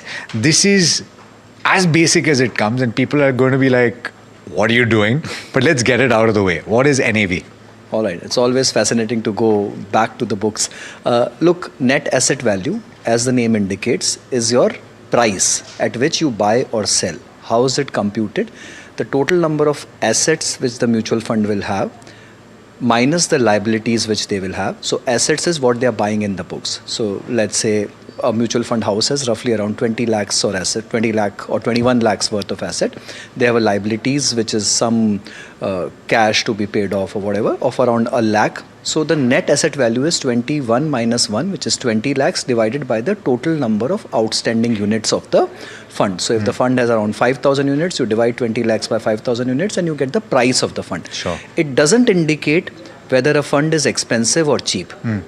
A higher or lower NAV doesn't indicate anything. It just tells you that this is the total corpus at which the fund is sitting and this is an aggregate value of that corpus. So it isn't indicating whether you're buying cheap or whether you're buying low. So okay. That is something So that was the complicated explanation. Yeah. The simpler explanation would be that if you're buying a share, you pay what is the share price. Right. This is representative. The share price is representative of various things, right? If you buy the NAV, which is the per unit cost of a mutual fund, at its base, that is what it is, right? So your buying price, whenever you buy it on that day, is the starting point for you. If it falls from that point, you've lost money. Absolutely. If you've gained from that point, you've gained money. Absolutely. You've explained how it gets calculated. Right. But at the base, it is a per unit cost. Yeah, it is your entry price. It is the price at which you are getting into a fund, scheme, stock, whatever it is, right? And from there on, you compute your returns. So that's as simple as it gets. So, and just to extend this a little forward, when there is a new fund offer, which a lot of people will be familiar with because either their advisor or the distributor say, hey, there's this new thing that is out there, possibly, or they've seen it in the papers, or they've seen the advertisement saying, oh, this new fund is here, you should take a look at it, even though there's no significant advantage, and we'll talk about that as well. But it is often launched at a 10 rupee NAV. Yeah. Why is it that it's launched at a 10 rupee NAV? Look, I think there's this myth that NFO है तो सस्ता है या 10 rupees है तो 10 रुपए का fund आया है क्या कोई. So there are many investors who say कि is there a 10 rupee fund in the market, right? So I think it's just about denominating it at a par value kind of a concept, because through the books of accounting you've always read that 10 rupee was the face value of any stock or 10 rupee was the initial value. So it's just carried on. So there isn't any logic or rationale behind it. It can very well be set at 100 rupee. It can very well be set at 1 rupee also. It just becomes easier, I think, in multiples of 10 and in denominations of 10 to start. And I think the market has got used to that concept that the NAV has increased from 10. So the percentage increase computation becomes much easier. Let's look at it as an example, right? There's a new mutual fund that is coming to the market. It is launched a large cap fund. and it is offering its units at 10 rupees. This is during the NFO phase, the new fund offer phase. That means between this time and this time, one date and the other date, they collect money. So people subscribe, they put in money, right? This is where then they get allocated units at 10 rupees per unit. What happens after that? That's when the mutual fund has to take the money that it is collected and deploy it in the market, correct? Right. That is when the actual NAV comes into play. Absolutely. How does that get calculated? So 10 rupee is not your first NAV actually. Basically your first NAV is the day when the NFO opens up, right? So NFO, so let's say he has collected some funds from the public or from the investors, he's deployed in some 50 odd stocks at XYZ valuation, and the day the NFO opens up for resubscription, that day the first printed NAV, let's say, because the stocks he bought in last 3-4 days have gone up in value, the first NAV print could be 10.1 for all you know, right? So that's your starting initiation point. However, your monies have got allocated at 10 rupee. So you have bought units worth 10 rupees. So that's your starting point. But the first NAV date or the first NAV allocation or first NAV print is, let's say, 10.1. And so there's no benefit to buying at 10 rupees. It could well settle. It could well be 9.9 also, right? So there is no real benefit of buying at 10 rupees. It's just that you have that mental thing that, okay, I got in a primary offer, or I got in when the fund was just about starting. So I am amongst the first investors. There is no concept ki, like a stock where in an IPO there is an allotment, right? Or you will or will not get. So there is nothing like that in mutual funds. You will definitely get. If you apply and if you are if your application is right, then you will definitely get the units. Okay. Speaking of, there's actually a few instances of particularly for exchange traded funds. So let's talk about exchange traded funds and index funds, and so that's passive investing, and let's talk about active investing. What's the difference between the two? Okay, so passive is where I am not paying for a fund manager to manage my corpus. It is just getting managed automatically by virtue of the corpus being allocated to a index, or the corpus is actually mirroring one particular strategy or an index. It could be Nifty Next 50, it could be a mid-cap index, small cap, or it could be multiple other indices which are available. What I'm not doing is I'm not actively changing sectors, I'm not actively changing stocks, I'm not actively timing my market entry and exit. I'm just mirroring what the index is doing, and there is hence no involvement of an active fund manager. Simply put, if you take the Nifty 50, then you're talking about 50 stocks, which are given a weightage based on market capitalization, right? And so therefore the heaviest weight is HDFC Bank, followed by Reliance Industries, and then you have the likes of ICICI Bank, etc., etc. If you put 100 rupees in a Nifty 50 index fund, then your 100 rupees gets divided, say 11 rupees in HDFC Bank, 10 rupees in Reliance Industries, and it goes down the list. Simply put. Absolutely. And then tomorrow, if each of these stocks goes up, the Nifty 50 goes up by 1%, then your 100 rupees becomes 101 rupees. Absolutely. Now, therefore, what is the difference between an ETF and an index fund? Okay, so ETF is also basically buying the index only. ETF is an exchange traded fund, which means you can buy and sell on the exchange itself like you do direct stocks. So actually you can make good of the intraday prices also, which means if I want to buy the index at 1 p.m. I can do that. I need not wait for the or whatever. When you buy it in a fund format, you get the closing NAV of the day, which is published at 8 p.m. If you buy before a certain time. If you buy before a cutoff time. So I will not know at what price am I getting in the index. Today, if I'm buying an index fund, index can close at any level at 330, right, which is not in my control, but I will any which ways be getting the closing NAV of the day. But ETF is more for people who are like actively trading the index, who want to make good of the intraday prices also. There is a cost differential. ETF is a little cheaper than the index fund, but there is a liquidity differential also. An index fund is always backed up by liquidity through the fund houses. They will always guarantee you the liquidity and redemption, and ETF is subject to the liquidity on the exchange, which means if I am wanting to buy an ETF, there has to be a counterparty who's willing to sell me the index, right? Unless there is a two-way transaction, the transaction cannot consummate. So in liquid ETFs, it's good. If it is Nifty 50, there is liquidity. But let's say if I want to buy some reality ETF or some very, let's say some of these global ETFs, Hang Seng Tech ETF or something. I'm glad you brought that up because it ties in to our NAV conversation. Absolutely. Why? Absolutely. So here's where it gets a little more complicated, right?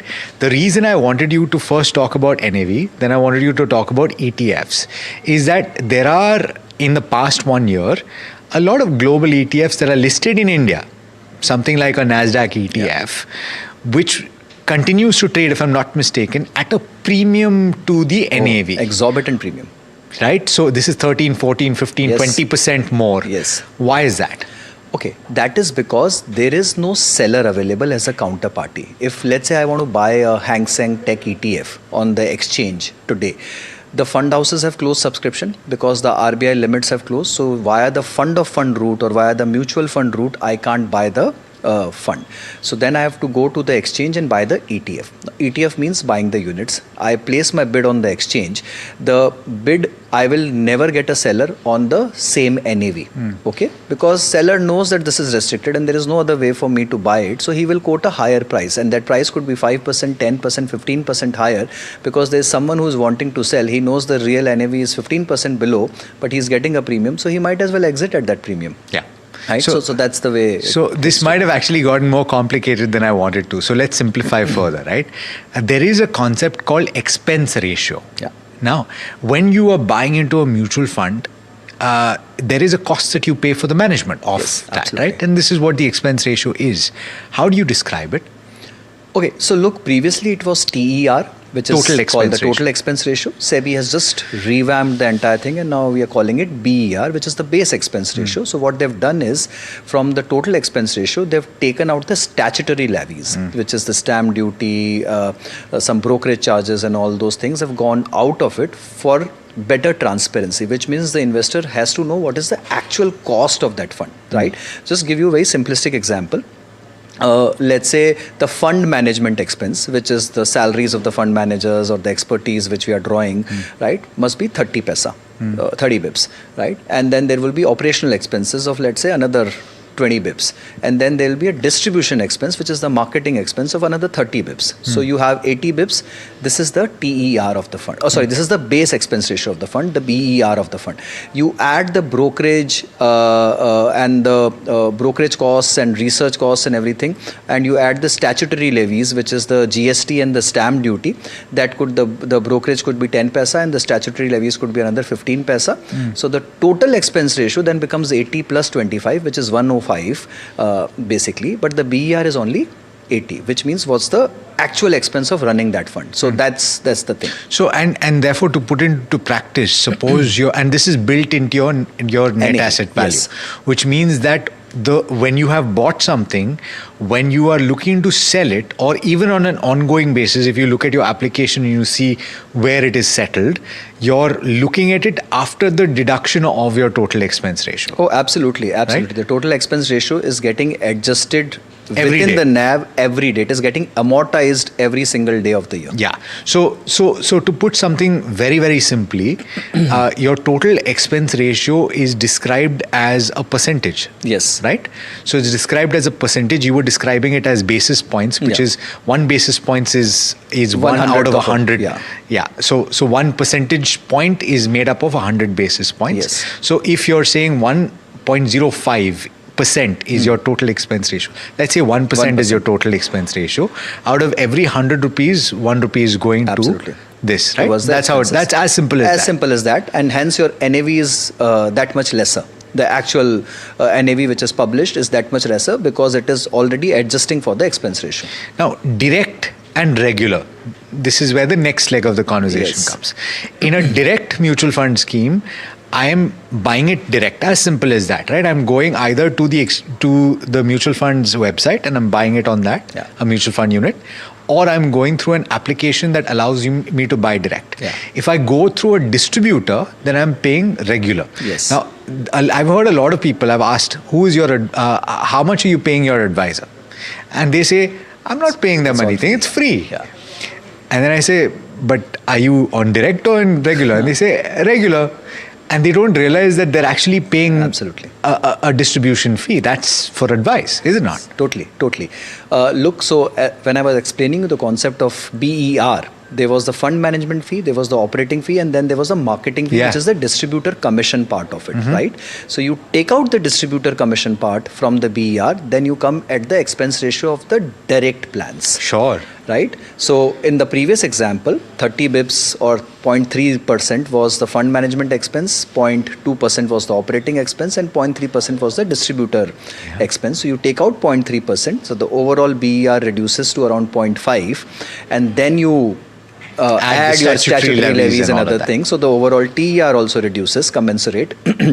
That portion goes to your distributor as a commission, again amortized, it goes as a trail commission every year for the tenor at which you hold your funds, and it is not paid out on the investment value, it is paid out at the market value of your investment. So if you've invested a lakh of rupee, which has now gone to 5 lakh rupees by virtue of you just holding on it, and the TER, or let's say the BER is 1% on it, there would be a portion of around 30-50 bips out of which is going to your first distributor or first agent every year as a trail commission out of it. So there is an expense, there's definitely an expense, but when you go direct, that means you are eliminating the middleman, you are eliminating the distributor, you in effect are taking charge of your own investments and trying and managing it all by yourself, and hence SEBI says that if you're doing so, you need not pay the middleman or you need not pay the distributor any commission, so your expense ratio reduces by that proportion. And chances are you've gone to an investment advisor,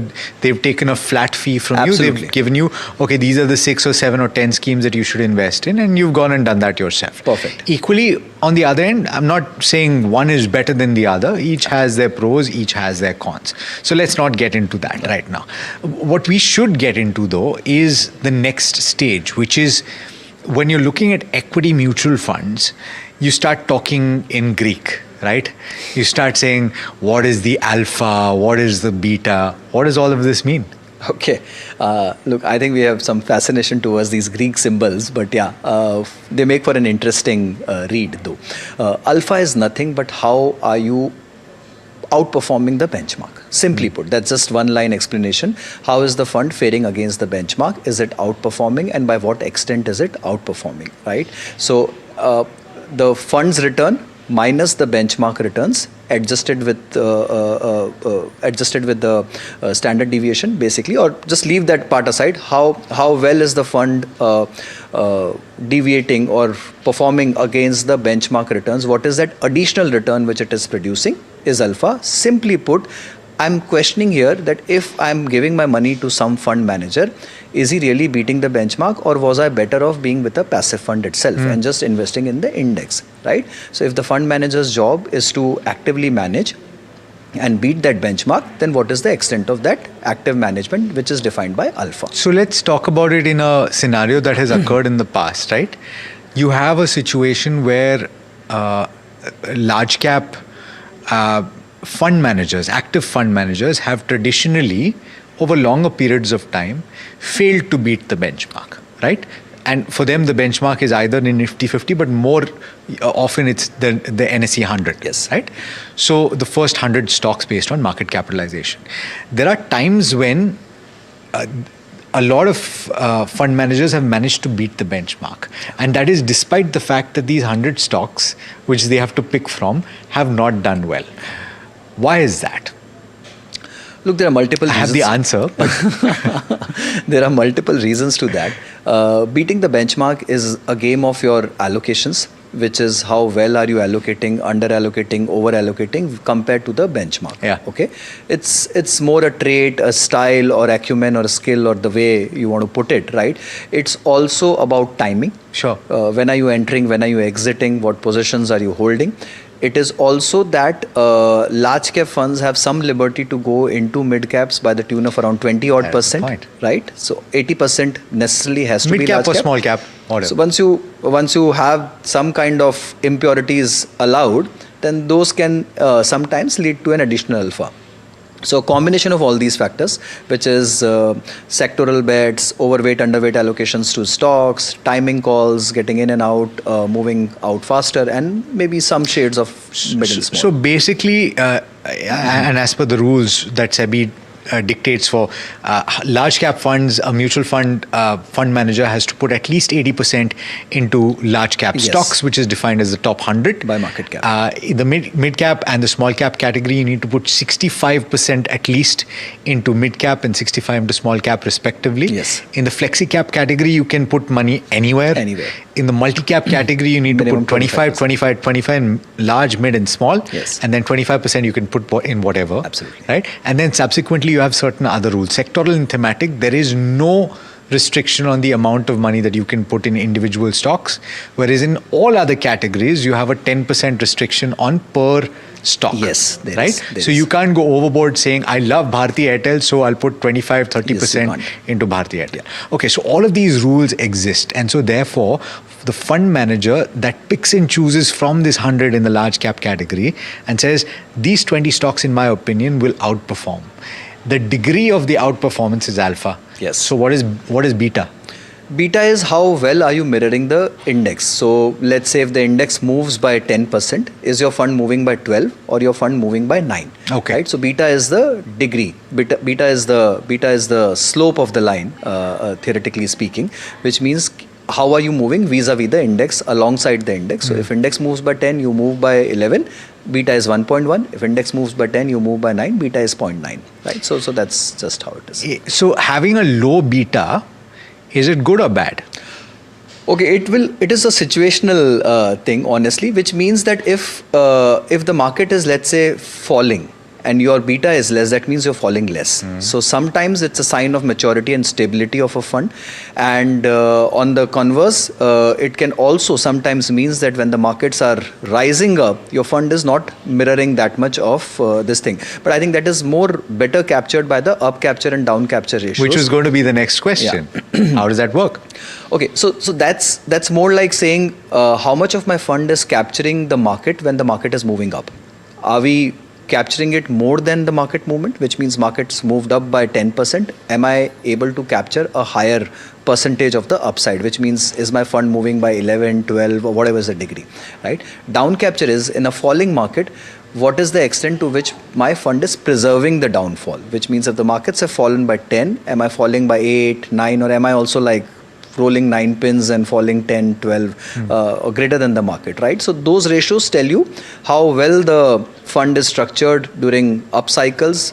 Are we doing better than the market? Down cycles, are we preserving the capital enough? So if you actually go into the details and you look at some of these factors, and you will see that there are some schemes that are falling less, that have a very low down capture ratio, which means that they're falling less than the market when it's falling. But they're equally not able to rise as much as the market because they're conservative. Absolutely. Equally, you'll find that there are schemes which is with a very high up capture ratio, but a pretty significant a down capture ratio as well, which means that on the downside they're falling pretty sharply. The question to you is, do you decide, and this is a quick answer because I have to cover more ground, do you decide based on only a couple of these things, or do you take more things into account? Oh no, I think there's no one answer, no one size fits all, right? So you might want something which is conservative, which is more towards the nature of preserving your capital.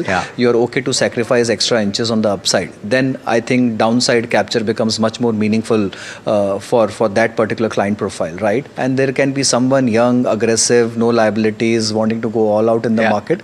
Then perhaps a higher up capture ratio is something which determines the selection. So it's more often than not the investor profile. And a like-to-like comparison is better to be made, right? You won't look at a flexi cap fund and compare it with a small cap fund necessarily, absolutely right? But just to complete that point, a Parag Parikh flexi cap fund, which is a perfect example of this, has a very low down capture ratio, not necessarily the highest up capture ratio in the market. A quant will have a pretty significant up capture ratio, but also has a significant down brilliant capture example ratio, actually, right? Perfect.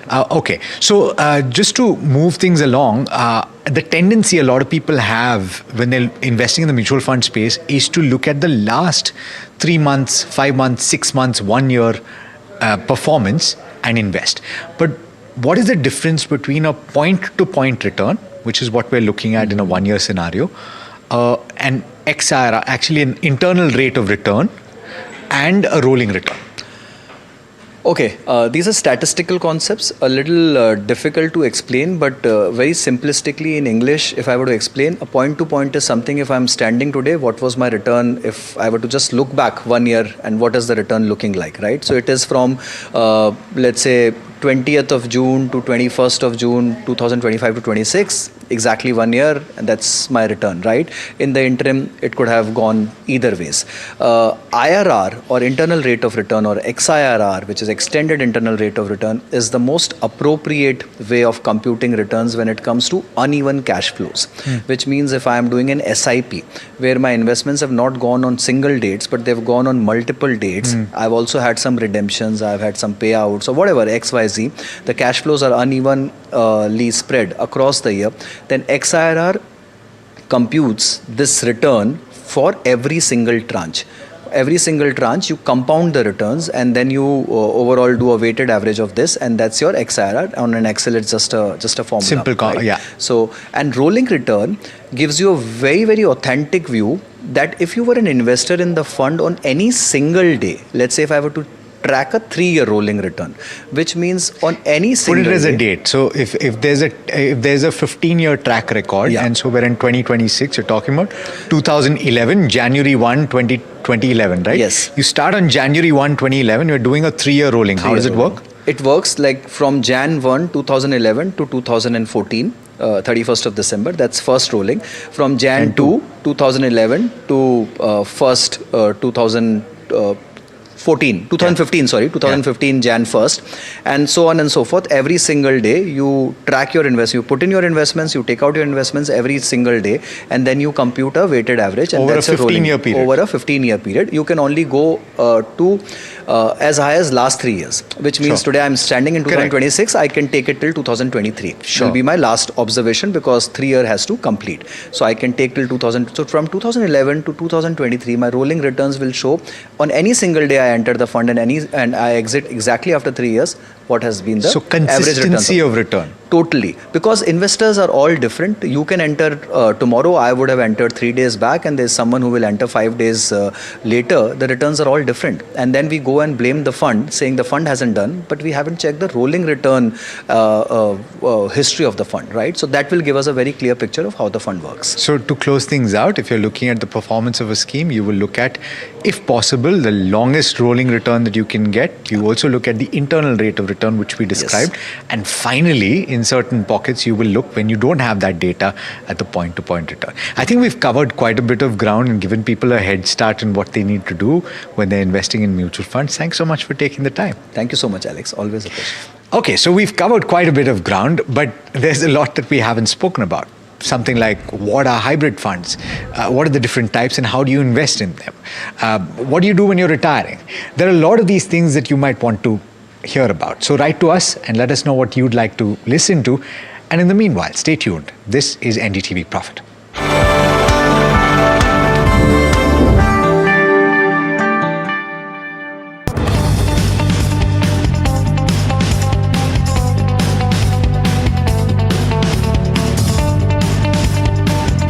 We are over, Jimmy.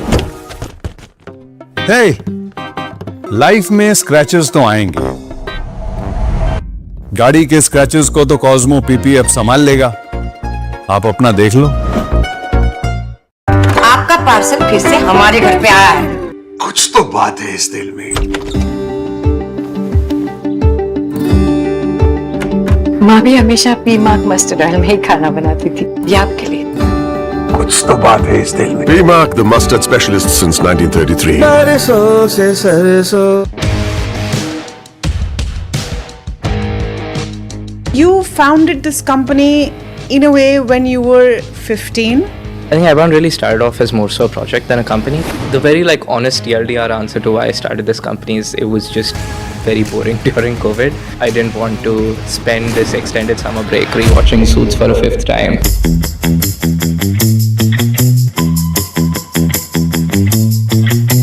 There are now, at least, quite a few folks in India who are getting into the drone delivery space. What is disruptive about your version or your vision of drone delivery?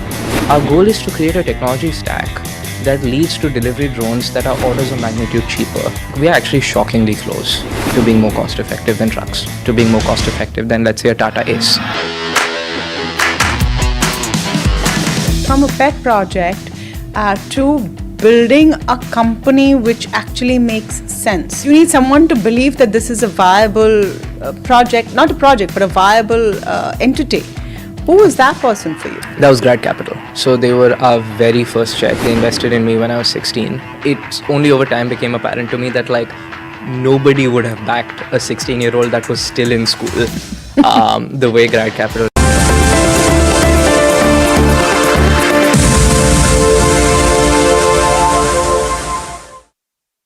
In a 24-hour period that has been full of news flow, there is one that certainly stands out as well, and that is Inox Clean, where other Poonawalla family office has invested 700 crore rupees, valuing the renewable energy platform at circa 70,000 crore rupees. This is much higher than the 50,000 crore rupees valuation that the platform had in the month of January, when investors such as Sun Group Global, Autumn Investments, Akash Bansali and others had invested. Sure, this funds strengthen the P&L for the company, or the balance sheet for the company, support expansions, future acquisitions, I presume. We have Executive Director Devansh Jain joining us on the same. Devansh, thanks so much for joining in, and congratulations. And I'll start off by asking you what I asked you just before we went live, which is that at a point of time when the renewable energy sector, at least the valuations are in a state of a flux because of grid connectivity issues, etc., you've amped up the valuations by 40% on that base. What is it about Inox Clean's strategy, execution, etc., that may have convinced the Poonawalla family office to invest such a large sum at this valuation? First and foremost, at Inox Clean, we are building one of India's largest integrated renewable energy platforms. And as some of you may be aware, this is a platform which is primarily spread across 3 continents: India, the United States, as well as Africa.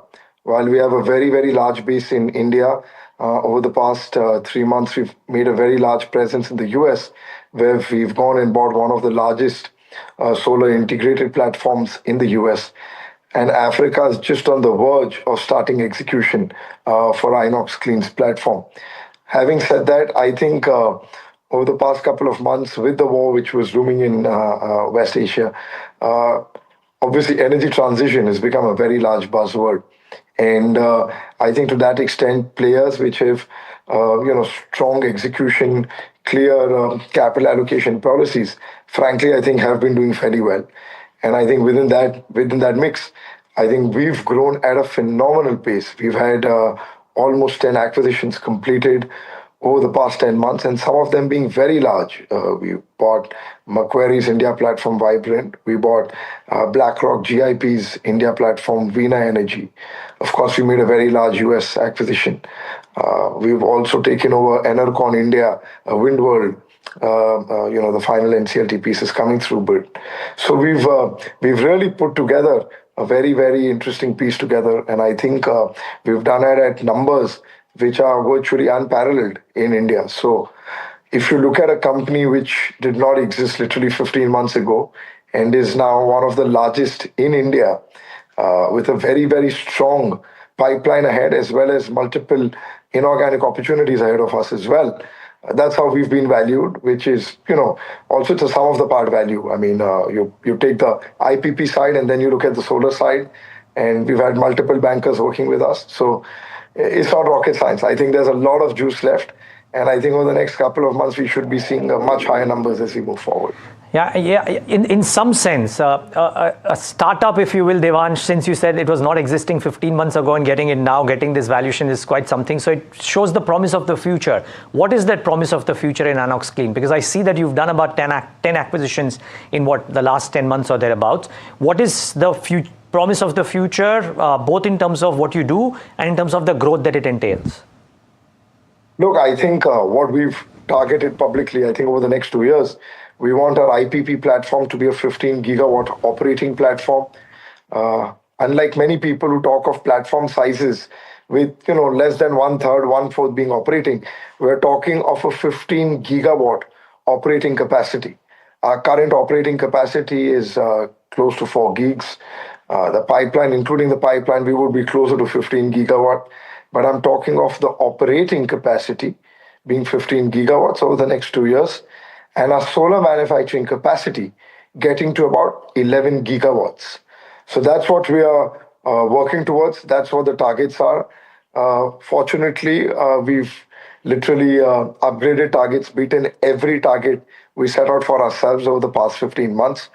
I think across investors, we've got some of the largest Indian investors as well as global investors. So we've had CalPERS, we've had Adar now, we've had Enam, Akash Bansali, we've had Autumn, we've had RJ Corp, and some of India's largest HNI and family offices invest with us. So God willing, I think all of them have made a phenomenal return on this company. And as I mentioned, going forward, we see exponential growth coming through over the next 2 years.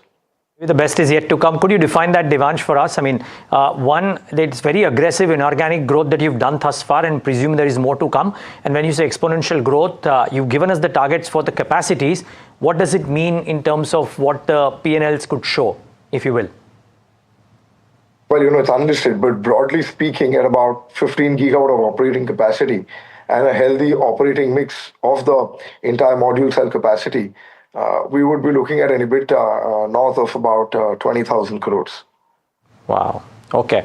Now, you're also positioning yourself, as I read, as an integrated renewable energy platform, right? Now, how important is this vertical integration to your competitive advantage? And also considering that there is cross-pollination, if you will, from the other group entities, which are also very, very large sized? No, I think the advantage which we bring, which we call our one integrated approach, is unparalleled. I think a fair part of valuations at Inox Clean also come from the fact that as a group, we've been in renewables for north of 20 years. We are one of the largest wind turbine manufacturers. We operate the largest listed O&M company, Inox Green. We have a very, very large battery play at GFCL EV. And naturally, I think across execution as well, we are one of the largest execution platforms soon to be listed via demerger of Inox Wind's EPC arm. And I think, so there is no cross-pollination in the sense that the IPP arm is under Inox Clean and the solar manufacturing arm is under Inox Clean. But yes, when you put together all these silos and verticals, at a consolidated level in the group, we would probably be amongst the top 3 integrated players in the country. Okay. Well, maybe cross-pollination was the wrong term. Let me try and rephrase myself. Group synergies, right? Because there were some reports of how Inox Wind would supply NX capacity, right? 15 megawatts of turbines to Inox Clean. So that's what I meant. I mean, because this synergy is great to have for the group at large, right? Oh, no, absolutely. It's game changing. I mean, frankly, a lot of our investors, when they look at, tick marks, right? The first thing they want to see is, do you have execution capability? And second, do you have the supply chain capability? Now, frankly speaking, we have the execution capability that's been demonstrated over the past 14, 15 years in the renewable business. But we control the entire supply chain. So we don't need to look outside for wind turbines. We don't need to look outside for battery chem. We don't need to look outside for solar. We don't need to look outside for operations and maintenance. We execute ourselves. And even at the group level, a part of the power will go for captive requirements as well, which is a win-win for every group company. I mean, you mentioned Inox Wind. Frankly, they recently signed a 1,500 megawatt order with Inox Clean, which is about 500 megawatts a year. But Inox Clean's ambitions are far larger than that.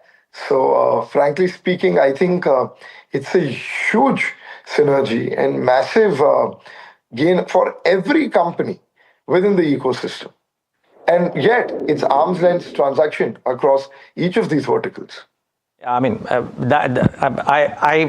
didn't second guess that at all, Devansh, going by the track record, so that was never under question at all. A couple of more questions, and one is, the sector as it stands right now, yes, the promise of 2030 targets, etc. stays, but we know that grid connectivity is an issue. And somehow, I mean, you know, those reports of how, because there is no grid connectivity, sometimes the power rates go down to as low as zero as well. All of those come about, right? What are the risks to the aggressive path that the Indian renewable space has and your company per se has? How are you mitigating them, Devansh? Look, I'll talk specifically about ourselves. Sure. I think what's important, and we must understand, is we've been in renewables for over 20 years. We own 95% of Inox Clean. We're a very long-term player. We are not some private equity fund or some short-term promoter building a gigawatt or something and then flipping it over. So from our perspective, every asset that we're building or every IPP piece that we're putting together has to look at evacuation being available now, not in the future. As you know, across the group, we control almost 15 to 20 gigawatts of infrastructure, connectivity, plug-and-play infrastructure. And that's one of the largest, probably amongst the top three in India.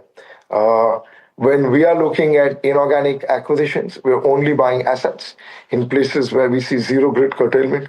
It's a very prudent and healthy mix of being on the central grid as well as being diversified across state grids.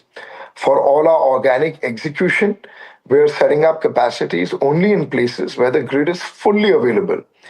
Now, what is happening in many other companies in India, people talk about grid curtailment or people talk about grid not being ready.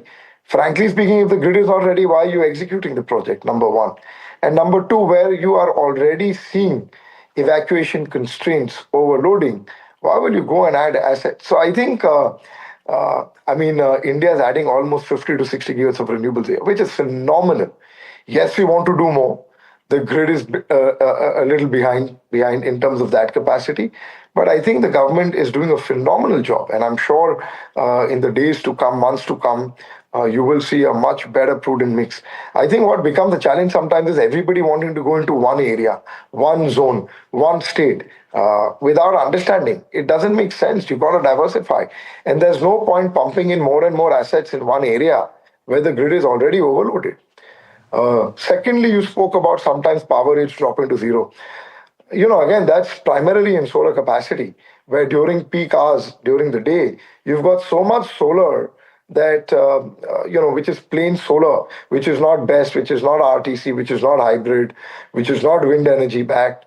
That's places, those are areas where at certain points in time, power prices are close to zero on the exchange. And, at least across our entire platform, less than 5% of our power is on the exchange. And all of that is only wind energy or RTC. We don't have any solar capacity to play on the markets. It's foolish to have unlocked, untied up solar capacity. Wow. Okay. Interesting. Fair call. And point noted, Devansh, the optimism is shining through. You seem constructive, as you always been, on this whole renewable energy push and on the government policies as well. And therefore, I'm prompted to ask you one more question before we wrap up, which is while private equity investors and family offices have had a chance to invest in your firm, when does retail get to do that? Is there a listing on the cards for Inox Clean anytime soon? Look, Neeraj, as you may be aware, we had filed for a confidential DRHP last year. We withdrew it because we thought the balance sheet scale and the opportunities ahead of us were phenomenal. Since then, we've made a total 10 acquisitions over the past 10 months. I think the balance sheet, as I mentioned, of Inox Clean is massive now. We're one of the largest integrated players out of India across 3 continents. Yes, we've raised significant capital across Enam, CalPERS, RJ Corp, Autumn, some of India's largest family offices like DLF, Hero, and so on and so forth. But I think we would eventually be looking at a listing. And I think in the months to come, you would be hearing on that front. We would be raising more capital in the ensuing period. And yes, I think this would probably be one of the largest, if not the largest, renewable IPO out of India. All the best for that. Looking forward to talking to you on that and more. But congratulations, Devansh. Great news and all the best for the quarters ahead. Thank you, Neeraj.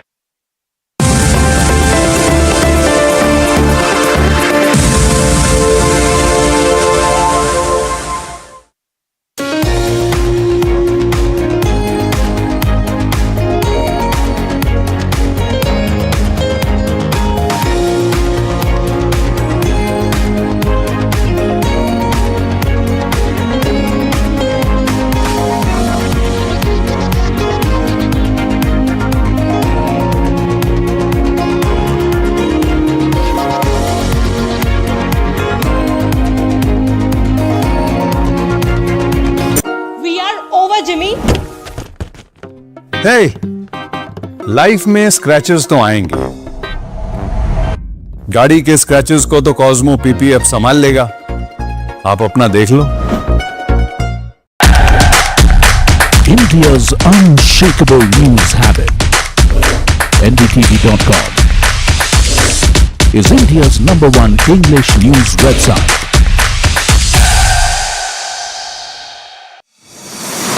India Inc.'s most respected names chose India Inc.'s best and brightest. I'm delighted to be chairman of such distinguished fellow businessmen, bankers. It's just lovely to be back on this NDTV jury. I have been a fan of NDTV for a long time. Many of the